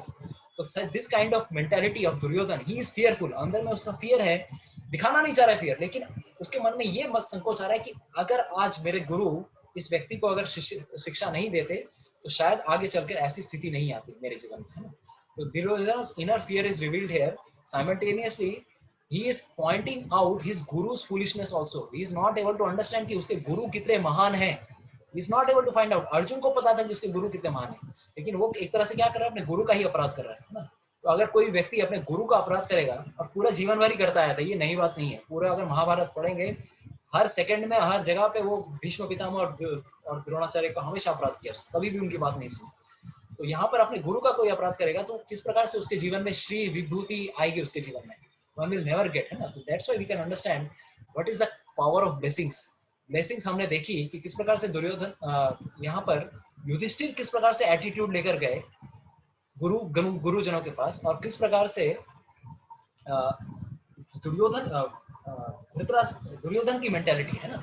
तो this is what we can understand from the mentality of Duryodhana है। और हर एक शब्द जो भी बोल रहा है वो हर एक शब्द माप तोल कर वो कह रहा है ना। तो this is what we are understanding. तो here in this chapter I will just take 2-3 minutes. So there in this chapter we are mainly dealing with 3 main psychological types. 3 प्रकार के psychological types के साथ हम डील करने वाले हैं। पहला टाइप जो है हमने अभी डिस्कस किया धृतराष्ट्र का। धृतराष्ट्र का इनर सिक्योरिटी जो था, है ना, धृतराष्ट्र नाम को हमने चर्चा की। This is like a revision for us for today session. Dhritarashtra पूरा राष्ट्र पकड़ के रखा है, कुर्सी छोड़नी नहीं है। ऐसे प्रकार के व्यक्ति वो देश का क्या कल्याण करेंगे, लोगों का क्या कल्याण करेंगे, जीवों का क्या कल्याण करेंगे। इसीलिए भगवान कृष्ण ने ऐसे प्रकार के लोगों को हटाना ही उचित समझा, है ना। होल्ड ऑन टू धृता to country. Next is who? Duryodhana. Duryodhana ऐसा व्यक्ति है जो हमेशा क्रिटिकल नेचर है। आगे के श्लोकों में और भी क्लियर होगा। ऐसा क्रिटिकल नेचर है कि अपने ही दूसरे को लोगों को क्या करेगा, हमेशा पुल करेगा, है ना। किसी की सुख समृद्धि उसको देख नहीं सकते। उस एक छोटी सी कहानी के द्वारा मैं समाप्त करूंगा। एक बार द्रोणाचार्य ने दुर्योधन को और युधिष्ठिर महाराज को बोला कि जाओ तुम बाहर जाकर घूम के आओ। दुर्योधन को बोला कि देखो तुमको एक ऐसा व्यक्ति ढूंढना है कि तुमसे जो अच्छा हो, तुमसे जो बेस्ट व्यक्ति है, go out and search who is the best person in the entire world, है ना। तो वो तुमको ऐसा व्यक्ति ढूंढना है कि इस पूरे संसार में सबसे बेस्ट व्यक्ति क्या है। तो वो उनको होमवर्क दिया, असाइनमेंट दिया गुरुकुल में। तो दुर्योधन गुरुकुल से निकल गए और युधिष्ठिर को बोला कि तुम जाकर पूरे वन में सब जगह आसपास के गुरुकुल के आसपास जाके घूमो और देखो तुमसे जो सबसे खराब व्यक्ति है उसको जाकर तुम ढूंढो। तो दोनों जब शाम को घूम के आए तो दुर्योधन कहता है कि मैंने पूरा सब जगह ढूंढ लिया लेकिन मुझसे अच्छा कोई व्यक्ति मुझे नहीं मिला। सबसे अच्छा तो मैं ही हूँ इस संसार में, है ना। और युधिष्ठिर जब घूम के आते हैं तब जाके बोलते हैं कि मुझे मेरे से बुरा व्यक्ति कोई नहीं मिला, सबसे बुरा तो मैं ही हूँ। मैं इस लोग मतलब see what is his humility, Yudhishthira Maharaj की ह्यूमिलिटी। तो हमें यहाँ पर देख सकते हैं कि दुर्योधन के ऐसा व्यक्ति था कि दुर्योधन के सर के ऊपर कभी कुछ रहना नहीं चाहिए, ऐसा इस तरह का व्यक्ति है। महाभारत में देखेंगे कभी कभार ऐसा उसकी मेंटालिटी रहती थी, मेरे ऊपर सर के ऊपर छाता भी न रहे, इस तरह का कोई विचार वाला व्यक्ति अगर रहेगा, हाँ, so much arrogant kind of personality, इस तरह का एरोगेंस किसी के अगर जीवन में रहे, हमेशा उसके जीवन में पराजय ही मिलने वाली है। तो दिस काइंड ऑफ हमें यहाँ पर ये सीखनी चाहिए, we have to take the qualities of Pandavas. पांडवों की क्वालिटी हमें जीवन में लेनी है, ना कि दुर्योधन की, है ना, कि मेरे सर के ऊपर कोई भी ना हो। और यहाँ पर इसी चैप्टर में दुर्योधन अर्जुन की भी कैरेक्टर आती है। अर्जुन जो है अच्छा व्यक्ति है, जानता है सब कुछ धर्म के बारे में अधर्म के बारे में, लेकिन इस चैप्टर में आके क्या हो जा रहा है उसको समझ में नहीं आ रहा है कि धर्म क्या है अधर्म क्या है ना। तो हमारे जीवन में भी कभी कभार ऐसी धर्म संकट आती है कि insecurity of false sense of compassion, कहाँ पर सच में दया दिखानी है, कहाँ पर सच में सत्य का उपयोग करना है ना। उसकी वजह से क्या होता है, हमें क्या सही रास्ता लेना है, क्या सही गलत लेना है, वो हमें समझ में नहीं आता। अर्जुन अच्छा व्यक्ति था लेकिन उसे अपने जीवन में कंफ्यूजन आ गया, है ना। तो अर्जुन की एक अच्छी क्वालिटी ये थी, he took shelter of Krishna, who was his guru. Sorry, he took shelter of Krishna, who was his guru. तो भले ही उसके जीवन में कुछ गलतियां की उसने, उसको समझ में नहीं आ रहा था कि मेरे जीवन में कंफ्यूजन है, बट उस कंफ्यूजन के टाइम में वो क्या कर रहा है वो हमसे सीखने के लिए योग्य है। दुर्योधन के जीवन में कंफ्यूजन अगर रहता है तो वो हमेशा अपने मन और अपनी बुद्धि पे, he always relied upon his own intelligence and his own false ego। अपने अहंकार पे ही उसने ये किया, किसी की शेल्टर उसने नहीं दी, कोई गुरु उसके जीवन में नहीं था, उसका मन ही अपना गुरु था। और धृतराष्ट्र ऐसा व्यक्ति है जो दूसरों के कल्याण के बारे में नहीं सोच सकता, वो अपने मी एंड माइंड, ऐसा व्यक्ति दूसरों का कल्याण कभी नहीं कर सकता।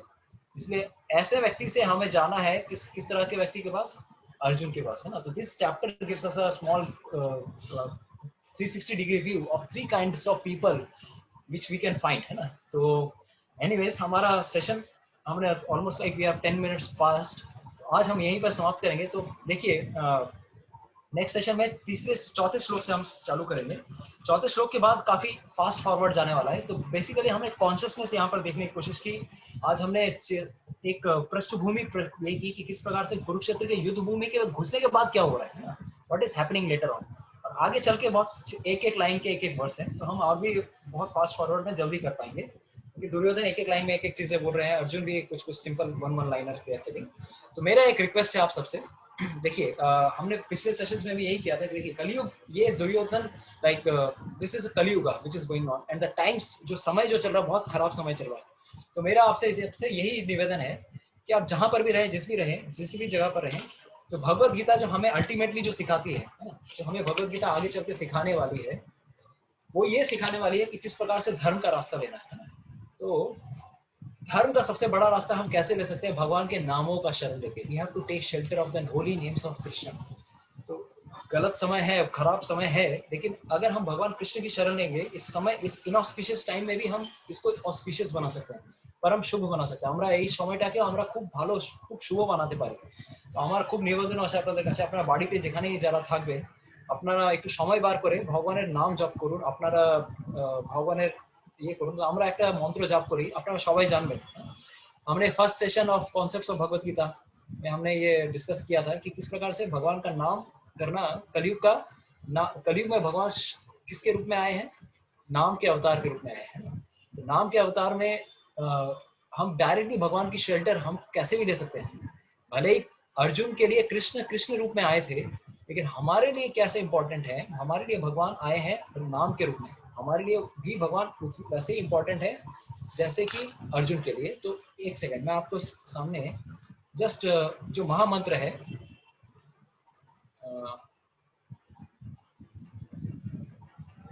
जो महामंत्र है मैं इसको शो करना चाहूंगा। यस, तो यस, तो आप सबसे मेरा निवेदन है कि आप लोगों को अगर कुछ भी समय मिले, हम पहले क्या करते हैं, हो सके तो एटलीस्ट कुछ नाम जप कीजिए, है ना। दिस इज द कली काले नाम रूपे कृष्ण अवतार। कृष्ण এই যুগে কলি কালে ভগবান শ্রীকৃষ্ণ নাম রূপে গ্রহণ অবতার নিয়েছেন। আমার সবার কাছে অনুরোধ আছে, আপনারা নাম করুন, ভগবানের নাম করুন। নাম করলেই ভগবানের কৃষ্ণ আমরা স্মরণ নিতে পারবো। तो इस नाम लेने के पहले हम एक मंत्र का जाप करते हैं, जय श्री कृष्ण चैतन्य प्रभु नित्यानंद श्री अद्वैत गदाधर शिवासादि गौर भक्त वृंद। भगवान का नाम इतना शुद्ध है, लेकिन हम शुद्ध नहीं है, इसीलिए हमें गुरु की आवश्यकता है। तो उन गुरु की शरण लेने के बाद अगर हम भगवान का नाम लेते हैं, तो कोई भगवान के नामों से अपराध चले जाते हैं, हम हमारे पर कोई अपराध नहीं आएंगे। तो इसीलिए हम पहले ये मंत्र एक बार जाप करते हैं, और उसके बाद आप लोग बहुत लोग हैं जो कि भगवान कृष्ण का नाम कर रहे हैं, कोई 108 बार कर रहे हैं, कोई 56 टाइम कर रहे हैं। तो मेरा आपसे निवेदन है, एटलीस्ट कोशिश कीजिए 54 टाइम्स भी अगर करेंगे, आधी माला है ना, 108 में एक माला होती है। और आज बहुत अच्छी तिथि है, आज के खूब शुभ दिन আছে, রাধাষ্টমীর তিথি আছে। আজকে আমরা যারা নতুন লোকেরা আজকে গীতার ক্লাসে এসেছেন, আমার নিবেদন আপনারা সবাই হরে কৃষ্ণ महामंत्र जप करूं। तो हम 12 मंत्र करने के बाद समाप्त करेंगे। एटलीस्ट आप सबसे मेरा निवेदन है, एटलीस्ट जहां पर भी हैं आप जोर जोर से उच्चारण करने की कोशिश करेंगे, और उसके बाद हम कुछ अगर किसी का प्रश्न है तो हम लेंगे, है ना। जय श्री कृष्ण चैतन्य प्रभु नित्यानंद श्री अद्वैत गदाधर शिवासादि गौर भक्त वृंद। तो आप लोग एक साथ मेरे साथ रिसाइट कर सकते हैं, हरे कृष्णा कृष्णा कृष्णा हरे हरे, हरे राम राम राम हरे हरे, हरे कृष्णा कृष्णा कृष्णा हरे हरे, हरे राम राम राम हरे हरे, हरे कृष्णा कृष्णा कृष्णा हरे हरे, हरे राम राम राम हरे हरे, हरे कृष्णा कृष्णा कृष्णा हरे हरे, हरे राम राम राम हरे हरे, हरे कृष्णा कृष्णा कृष्णा हरे हरे, हरे राम राम राम हरे हरे, हरे कृष्णा कृष्णा कृष्णा हरे हरे, हरे राम राम राम हरे हरे, हरे कृष्णा कृष्णा कृष्णा हरे हरे, हरे राम राम राम हरे हरे, हरे कृष्णा कृष्णा कृष्णा हरे हरे, हरे राम राम राम हरे हरे, हरे कृष्णा कृष्णा कृष्णा हरे हरे, हरे राम राम राम हरे हरे, हरे कृष्णा कृष्णा कृष्णा हरे हरे, हरे राम राम राम हरे हरे, हरे कृष्णा कृष्णा कृष्णा हरे हरे, हरे राम राम राम हरे हरे, हरे कृष्णा कृष्णा कृष्णा हरे हरे, हरे राम राम राम हरे हरे। श्री हरिनाम संकीर्तन की। तो अगर किसी का कुछ प्रश्न है तो पूछ सकते हैं। আপনারা কোনো প্রশ্ন থাকলে জিজ্ঞেস করতে পারেন। আপনার কাছে চ্যাট বক্স আছে, আমরা সবাইকে মিউট মানে আপনারা বলতে পারবেন না, আপনারা চ্যাট বক্সে লিখতে পারেন। আর যদি কিছু প্রবলেম হয় আপনাদের কিছু হয়তো করতে, তো আপনারা এক কাজ করতে পারেন, আপনি আমাকে ইন্ডিভিজুয়ালি হোয়াটসঅ্যাপে চ্যাট বক্সে আপনি আমাকে রিপ্লাই করতে পারেন, ঠিক আছে? তাহলে আপনার মানে হোয়াটসঅ্যাপে আপনি কিছু প্রশ্ন করতে পারেন, আমাকে ফোন করে করতে পারেন, ঠিক আছে? So 1 second, I will take question answers आप लोगों के। Officially our session is over now and yes, I will go a little ahead.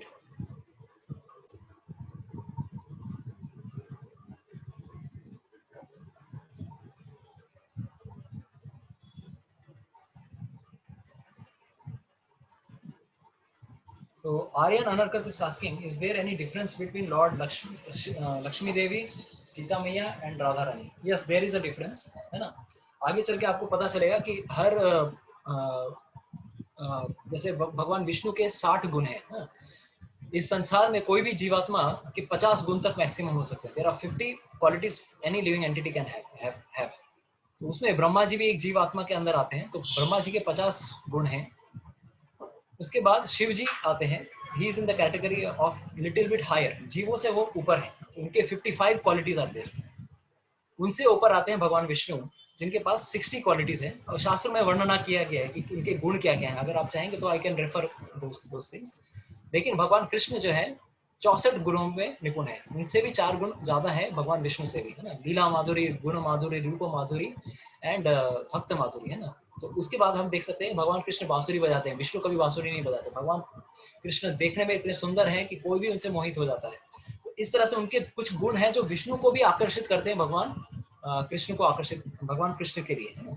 उसी प्रकार से इनकी जो कॉन्सोर्ट्स हैं, जैसे पार्वती हुई, है ना, या सरस्वती हुई, सीता मैया हुई, सीता मैया राम जी के एसोसिएट्स हैं। तो एक्चुअली इनके जो गुण हैं वो बेसिकली श्रीमती राधा रानी, आगे चल के आपको पता चलेगा कि जैसे भगवान कृष्ण सारे अवतारों के अवतारी हैं, वहीं से सारे अवतार आए हैं, उसी प्रकार से जितने भी इस संसार में लक्ष्मी का जो तत्व है ना, वो सारे जितने भी लक्ष्मियां हैं इस संसार में, या जितनी भी देवियां हैं, उनका सोर्स श्रीमती राधा रानी। तो ये this is what is there. आपका धीरे धीरे ये सारे डाउट्स क्लियर हो जाएंगे आर्यन। तो नेक्स्ट,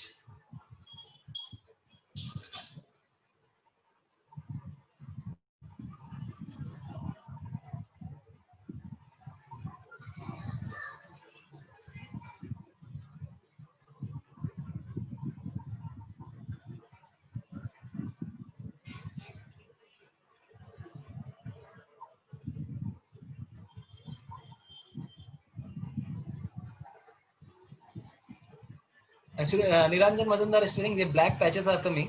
जूम का कुछ प्रॉब्लम्स हो रहा है लास्ट 2 हफ्ते से। आई डोंट नो व्हाट, हमने क्वेरी तो रेज किया है, जूम पे कुछ ये किया है, but this is the problem of zoom.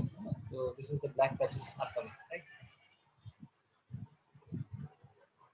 और ये जो स्क्रीन शेयर में भी जो प्रॉब्लम्स आ रहे हैं, ये सारे जूम के प्रॉब्लम है। I don't know, but I think Zoom का प्लेटफॉर्म सबसे बेस्ट है, but this is the problem which is happening due to Zoom. I have nothing to do. पिछले क्लासेस में भी ये हुआ था।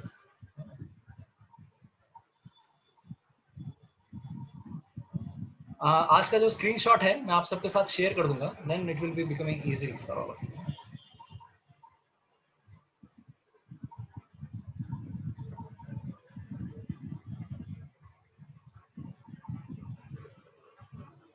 Somnath Ghosh is telling Ishwar is present in everything. Why Duryodhan acts ill to his brother? तो ईश्वर हर जगह पे अगर है तो दुर्योधन ऐसा इस प्रकार से एक्ट क्यों कर रहा है? देखिए, दुर्योधन भगवान किसी के भी स्वेच्छा पे कभी भी ये नहीं करते हैं ना। अगर किसी व्यक्ति को इस संसार में जो कुछ भी करना है, उसके ऊपर भगवान शास्त्र जरूर दे देते हैं ताकि हमारे लिए मैनुअल मिल सके, how we can understand this scriptures. हमको लिटरेचर्स दिए गए हैं, भगवान ने दिए हैं, लेकिन कैसे एक्ट करना है उस पर डिसीजन हमारा है। दुर्योधन को पूरे महाभारत में अगर आप पढ़ेंगे, किसने किसने इंस्ट्रक्शंस नहीं दिए, सबने इंस्ट्रक्शन दिए। सबको पता है कि दुर्योधन की ऐसी स्थिति होने वाली है, समय में उसकी जंगा टूटेगी या मरने वाला है, लेकिन अगर कोई जिद पे अगर अड़ा है तो उस पर कोई अगर कुछ नहीं कर सकता। जिस तरह से कोई कहता है कि इस संसार में अगर भगवान ने ये संसार बनाया है तो इस संसार में अधर्म क्यों है। Someone may ask this question कि এই জগতে কেউ যদি এই জগৎটা তৈরি করেছেন ভগবান, তো অধর্ম কেন আছে? অধর্ম মানে এটাই যে যেখানে ভগবাन नहीं সেখানেই ये আছে।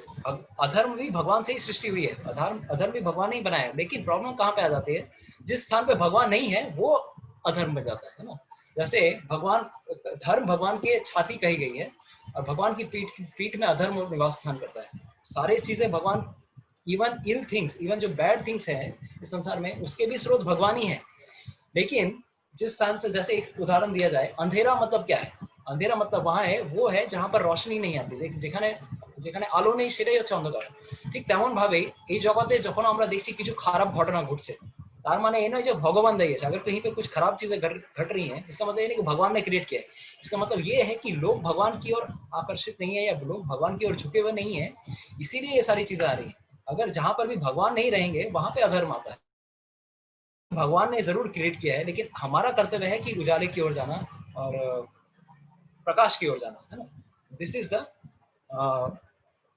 The our work what we have to do, है ना।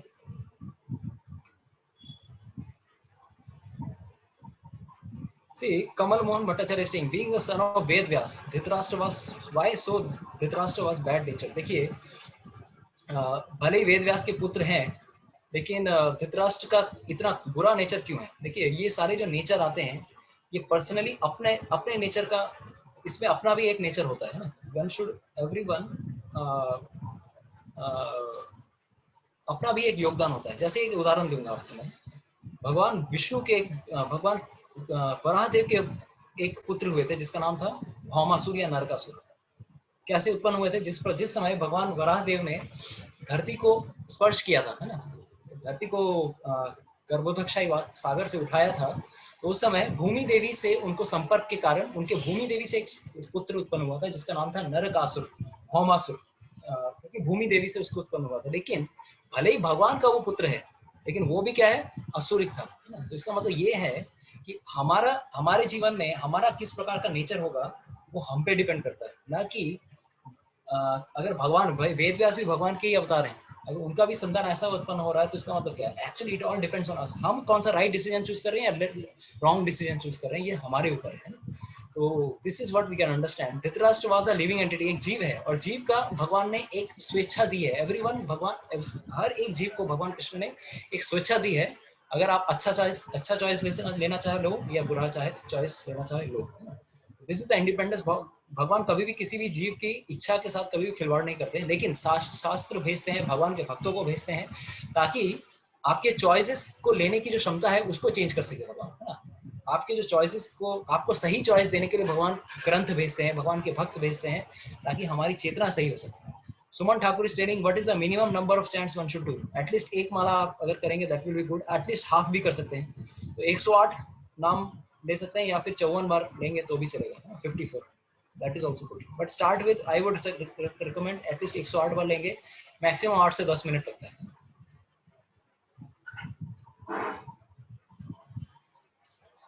एक्चुअली अन्वेषा शाह, আমি আপনার সাথে পার্সোনালি এই কোশ্চেনটা করব, কারণ এখন this is something different from today's topic, so I would personally talk to you on this.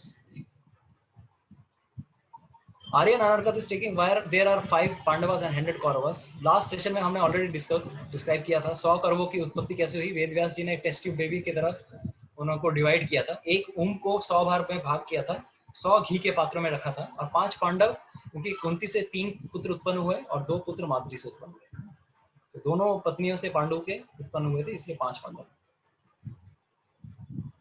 नीलव Ghosh is telling, what we can do to feel God happy? भगवान को कैसे हम संतुष्ट कर सकते हैं? भगवान से हम तभी संतुष्ट कर सकते हैं जब हम भगवान के साथ अपना संपर्क जोड़ेंगे। हमने, अगर आपको याद है नीलव घोष, हमारा पुराना जो सेशन हुआ था, सेशन नंबर 5, है ना, जिसमें हमने स्पिरिचुअल वर्ल्ड, मटेरियल वर्ल्ड के बारे में बताया था। हम भगवान से विमुख होकर इस संसार में आए हैं। हमारा घर एक्चुअली ठिकाना कहाँ है? आध्यात्मिक जगत है। तो हम वहां से छोड़कर आए हैं इस जगत में। हम कभी भी खुशी नहीं पा रहे, परमानेंट हैप्पीनेस नहीं पा रहे। हम कैसे खुश हो सकते हैं? जब हम भगवान से जुड़ेंगे। When we will be in yoga with God, then only we can be happy. तो अगर हम भगवान का नाम जप कर रहे हैं, हम कोशिश कर रहे हैं कि एक सात्विक जीवन जीने का, then we can make God happy by following the laws of God, by reading Bhagavad Gita.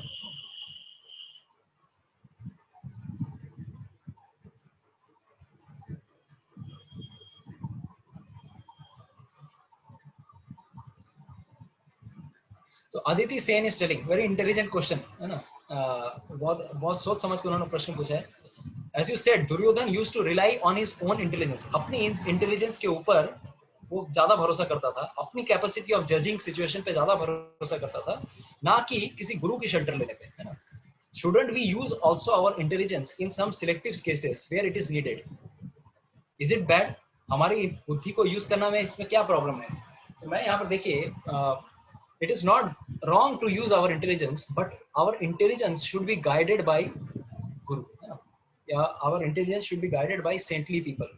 क्योंकि अगर हमारी बुद्धि अगर शकुनी जैसे लोगों से अगर गाइड की जा रही है ना, अगर हमारी बुद्धि, ठीक है सबके जीवन में शकुनी नहीं भी हो सकता है, लेकिन हमारे जीवन में एक अच्छा व्यक्ति नहीं है जिससे जो हमें गाइड कर सके, then how we can know that I am going on the right path? That's why we need some guiding people. That's why देखिए इवन अर्जुन और देखिए पांडवों के जीवन में जो गुरु थे, जैसे ऋषि धौम्य थे, है ना, या मार्कंडेय ऋषि थे, हमेशा हमेशा वो लोग क्या करते थे? ऋषियों के संस्पर्श में रहते थे। वेद व्यास जी थे। देखिए बाकी लोगों का भी होता है, बुद्धि तो यूज करनी है, ऐसे नहीं कि अपनी बुद्धि नहीं यूज करनी, लेकिन बुद्धि का फ्रेमवर्क कहाँ से आ रहा है? Where we are getting this बुद्धि। अगर आपको याद है, हमने मटेरियल इंटेलिजेंस, स्पिरिचुअल इंटेलिजेंस के बारे में बताया था। If we are not using spiritual intelligence, that means we will be using material intelligence only. भौतिक बुद्धि इस संसार के प्रॉब्लम सॉल्व करने के लिए काम नहीं आती। कोई IITian हो सकता है, कोई डॉक्टर हो सकता है, लेकिन जीवन में जब सिचुएशंस आती है, बहुत बार हम गलत डिसीजंस लेते हैं। इसीलिए we have to develop spirituality in our life. इसीलिए क्या हमारे जीवन में बुद्धि तो यूज करनी है, practical day to day life situation में बुद्धि को यूज करना है, लेकिन बुद्धि को शार्प करने के लिए it is like this is like our sharpener, है ना। शार्पनर का क्या काम करता है? शास्त्र काम करते हैं, या साधु काम करते हैं, या साधु गुरु वैष्णव, है ना। साधु, शास्त्र और गुरु, ये तीन चीजें हैं, गुरु, साधु एंड शास्त्र। ये हमारे बुद्धि को, स्पिरिचुअल इंटेलिजेंस को शार्प करते हैं। That's what we can understand. Triparna is telling, why did God create अधर्म? God, देखिए अधर्म का क्रिएशन ऐसा नहीं है कि अधर्म का क्रिएशन वही है जहां पर धर्म नहीं है वहां अधर्म है। जैसे अगर कोई बोले व्हाट इज कोल्ड, है ना, what is there any term called cold, है ना, या ঠান্ডা, ঠান্ডা মানে কি? যেখানে গরম নেই সেখানেই হচ্ছে ঠান্ডা। তো ভগবান ধর্ম তৈরি করেছেন, কিন্তু যেখানে ধর্ম নাই সেটাই অধর্ম হয়ে গেছে, তাই না। ভগবান অধর্ম ধর্ম সবই ভগবানের শরীরের মধ্যে আছে, অবশ্যই করেছেন, কারণ भगवान ने इसीलिए अधर्म क्रिएट किया है, क्योंकि कुछ लोग इस संसार में ऐसे जरूर रहेंगे जो कि अधर्म का सहारा लेंगे, अधर्म का साइड लेंगे। तो हमने जैसे पहले, अगर आपको सेशन 1 याद आ रहा है, या फिर overview of concept Bhagavad Gita, भगवान हमने वहां पे यहाँ पे बताया था कि God never influences any living entities free will. किसी भी जीव के फ्री विल के साथ भगवान कभी भी छेड़खानी नहीं करते हैं। तो जो लोग चाहते हैं अधर्म का साइड लेना, भगवान उनको अधर्म की साइड लेने बोलते हैं। तो एक तरह से उनको क्या कर रहे हैं? फैसिलिटेट कर रहे हैं, जो तुम करना चाहोगे, क्योंकि भगवान एक अच्छे पिता के समान है। वो जानते हैं बच्चा अगर गलती कर रहा है, गलती करके सीखेगा, लेकिन मेरी तरफ लौट के आएगा। तो भगवान भी इस तरह से सिखाना चाहते हैं बच्चे को। जैसे एक बच्चा है, अगर कभी आग में हाथ, आप उसको समझाएंगे कि अरे आगू ने हाथ दिसना, आगू ने हाथ दिले कि हमें हाथ पुड़े जाए, तो आगू ने अपनी जोते बुझाना, आग में हाथ मत डालो। बच्चा क्या करे? फिर भी आग के पास जाएगा। तो हम पिताजी क्या करेंगे? ठीक है, लेट हिम डू, थोड़ा हाथ देगा, जब जलेगा हाथ तब वो समझ जाएगा। उसी तरह से भगवान ने अधर्म इसलिए बनाया कि चलो कुछ लोग ऐसे रहेंगे जो बाय डिफॉल्ट अधार्मिक होंगे, लेकिन अधर्म के पास जब जीवन में कठिनाई आएगी, समस्या आएगी, कभी ना कभी वो धर्म का सहारा तो जरूर लेंगे। Then they will get proper realisation.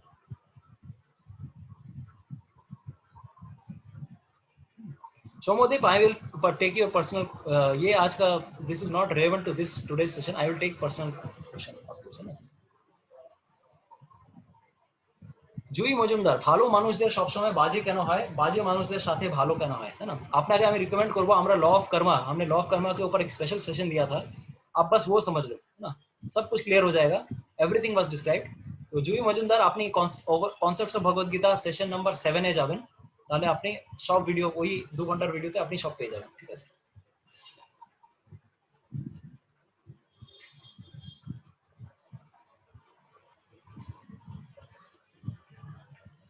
Kripacharya कौन थे?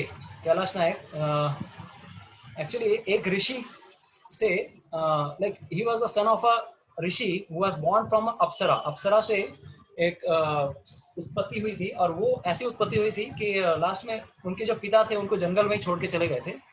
तो एक इस प्रकार से उनको जब छोड़ा गया था तो somehow he was taken from जंगल में जब छोड़ कर गए थे, शांतनु महाराज को कृपाचार्य एक बचपन मतलब कृपा और कृपी दोनों जुड़े बहन मतलब भाई बहन थे, है ना। तो कृपाचार्य और कृपी को दोनों को वो लेके आते हैं अपने राज्य में, और लास्ट में उनकी ट्रेनिंग दिलवाते हैं परशुराम से और बाकी इनसे, ताकि उनको मिलिट्री ट्रेनिंग हो सके। और कृपी की शादी होती है द्रोणाचार्य से, है ना। तो he was a sun of a ऋषि, है ना, फ्रॉम बॉर्न फ्रॉम अप्सरा।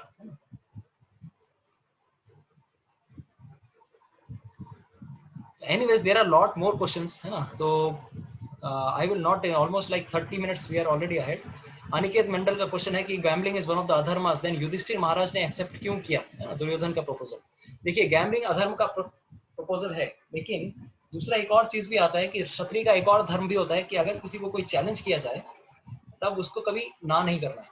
और दूसरा एक और घटना ये थी कि उनको वो तो चैलेंज किया गया था, तो क्षत्रिय का धर्म है कि वो कभी भी किसी चीज को ना नहीं करेंगे। दूसरा, इसी घटना के पूर्व एक प्रॉब्लम होती है, जब युधिष्ठिर महाराज के पास में वेद व्यास जी आते हैं और वो कहते हैं, ये जब ये घटना होती है, जब युद्ध क्रीड़ा होने के पहले, युद्ध क्रीड़ा युधिष्ठिर महाराज जब उनके पास युधिष्ठिर महाराज के वेद व्यास आने के बाद वो बोलते हैं कि You will become the cause of the destruction of the entire Kuru dynasty. तुम्हारे कारण पूरे के पूरे कौरव कुल का विनाश होगा।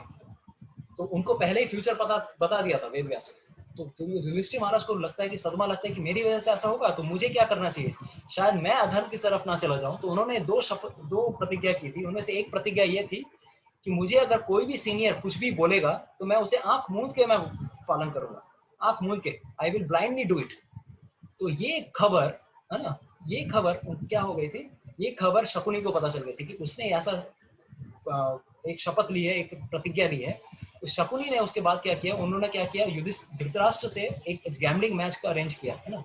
गैम्बलिंग मैच अरेंज करने के बाद धृतराष्ट्र ने प्रेरित किया कि तुमको गैम्बलिंग करना है। तो एक तो पहला ये चीज था कि किसी क्षत्रिय को कोई चैलेंज करे तो उसे वो चीज एक्सेप्ट करना है। दूसरा ये कारण ये भी था इसके पीछे कि धृतराष्ट्र ने उनको फोर्स किया था, यू शुड डू। क्योंकि वो किसी सीनियर का उन्होंने वचन किया कि मेरी वजह से कोई मेरे इतने लोग मारे जाने वाले हैं, तो मैं किसी सीनियर का कभी के अगेंस्ट में नहीं जाऊंगा, इसीलिए उन्होंने ये पालन किया। तीसरा, भगवान कृष्ण की भी ये इच्छा थी। तो आपको ये लगेगा कि गैम्बलिंग मैच क्यों हुआ, भगवान कृष्ण की इच्छा थी कि सारे जो लास्ट में जो कुछ असुर लोग बचे हुए हैं, जो आसुरिक लोग बचे हुए हैं, उनको ये एक बीज बोना था, है ना। This was like a seed which will later on after 12 years, 13 साल के बाद वो महाभारत के युद्ध में, क्योंकि ये तो भगवान कृष्ण की एक तरह से प्लानिंग थी। ये भी दिस इज अनदर कारण, बट इसके पहले के भी 2 कारण है, 3 कारण इंपॉर्टेंट है।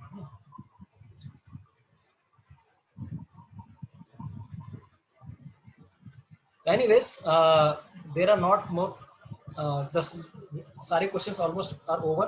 I thank you so much for being in today's class. Class के बाद में आप लोगों को क्वेश्चन का लिंक मिलेगा, तो you can always participate in the quiz, and after 2 days we will send you the results. ठीक, thank you so much. Shrimad Bhagavad Gita की जय। Thank you so much.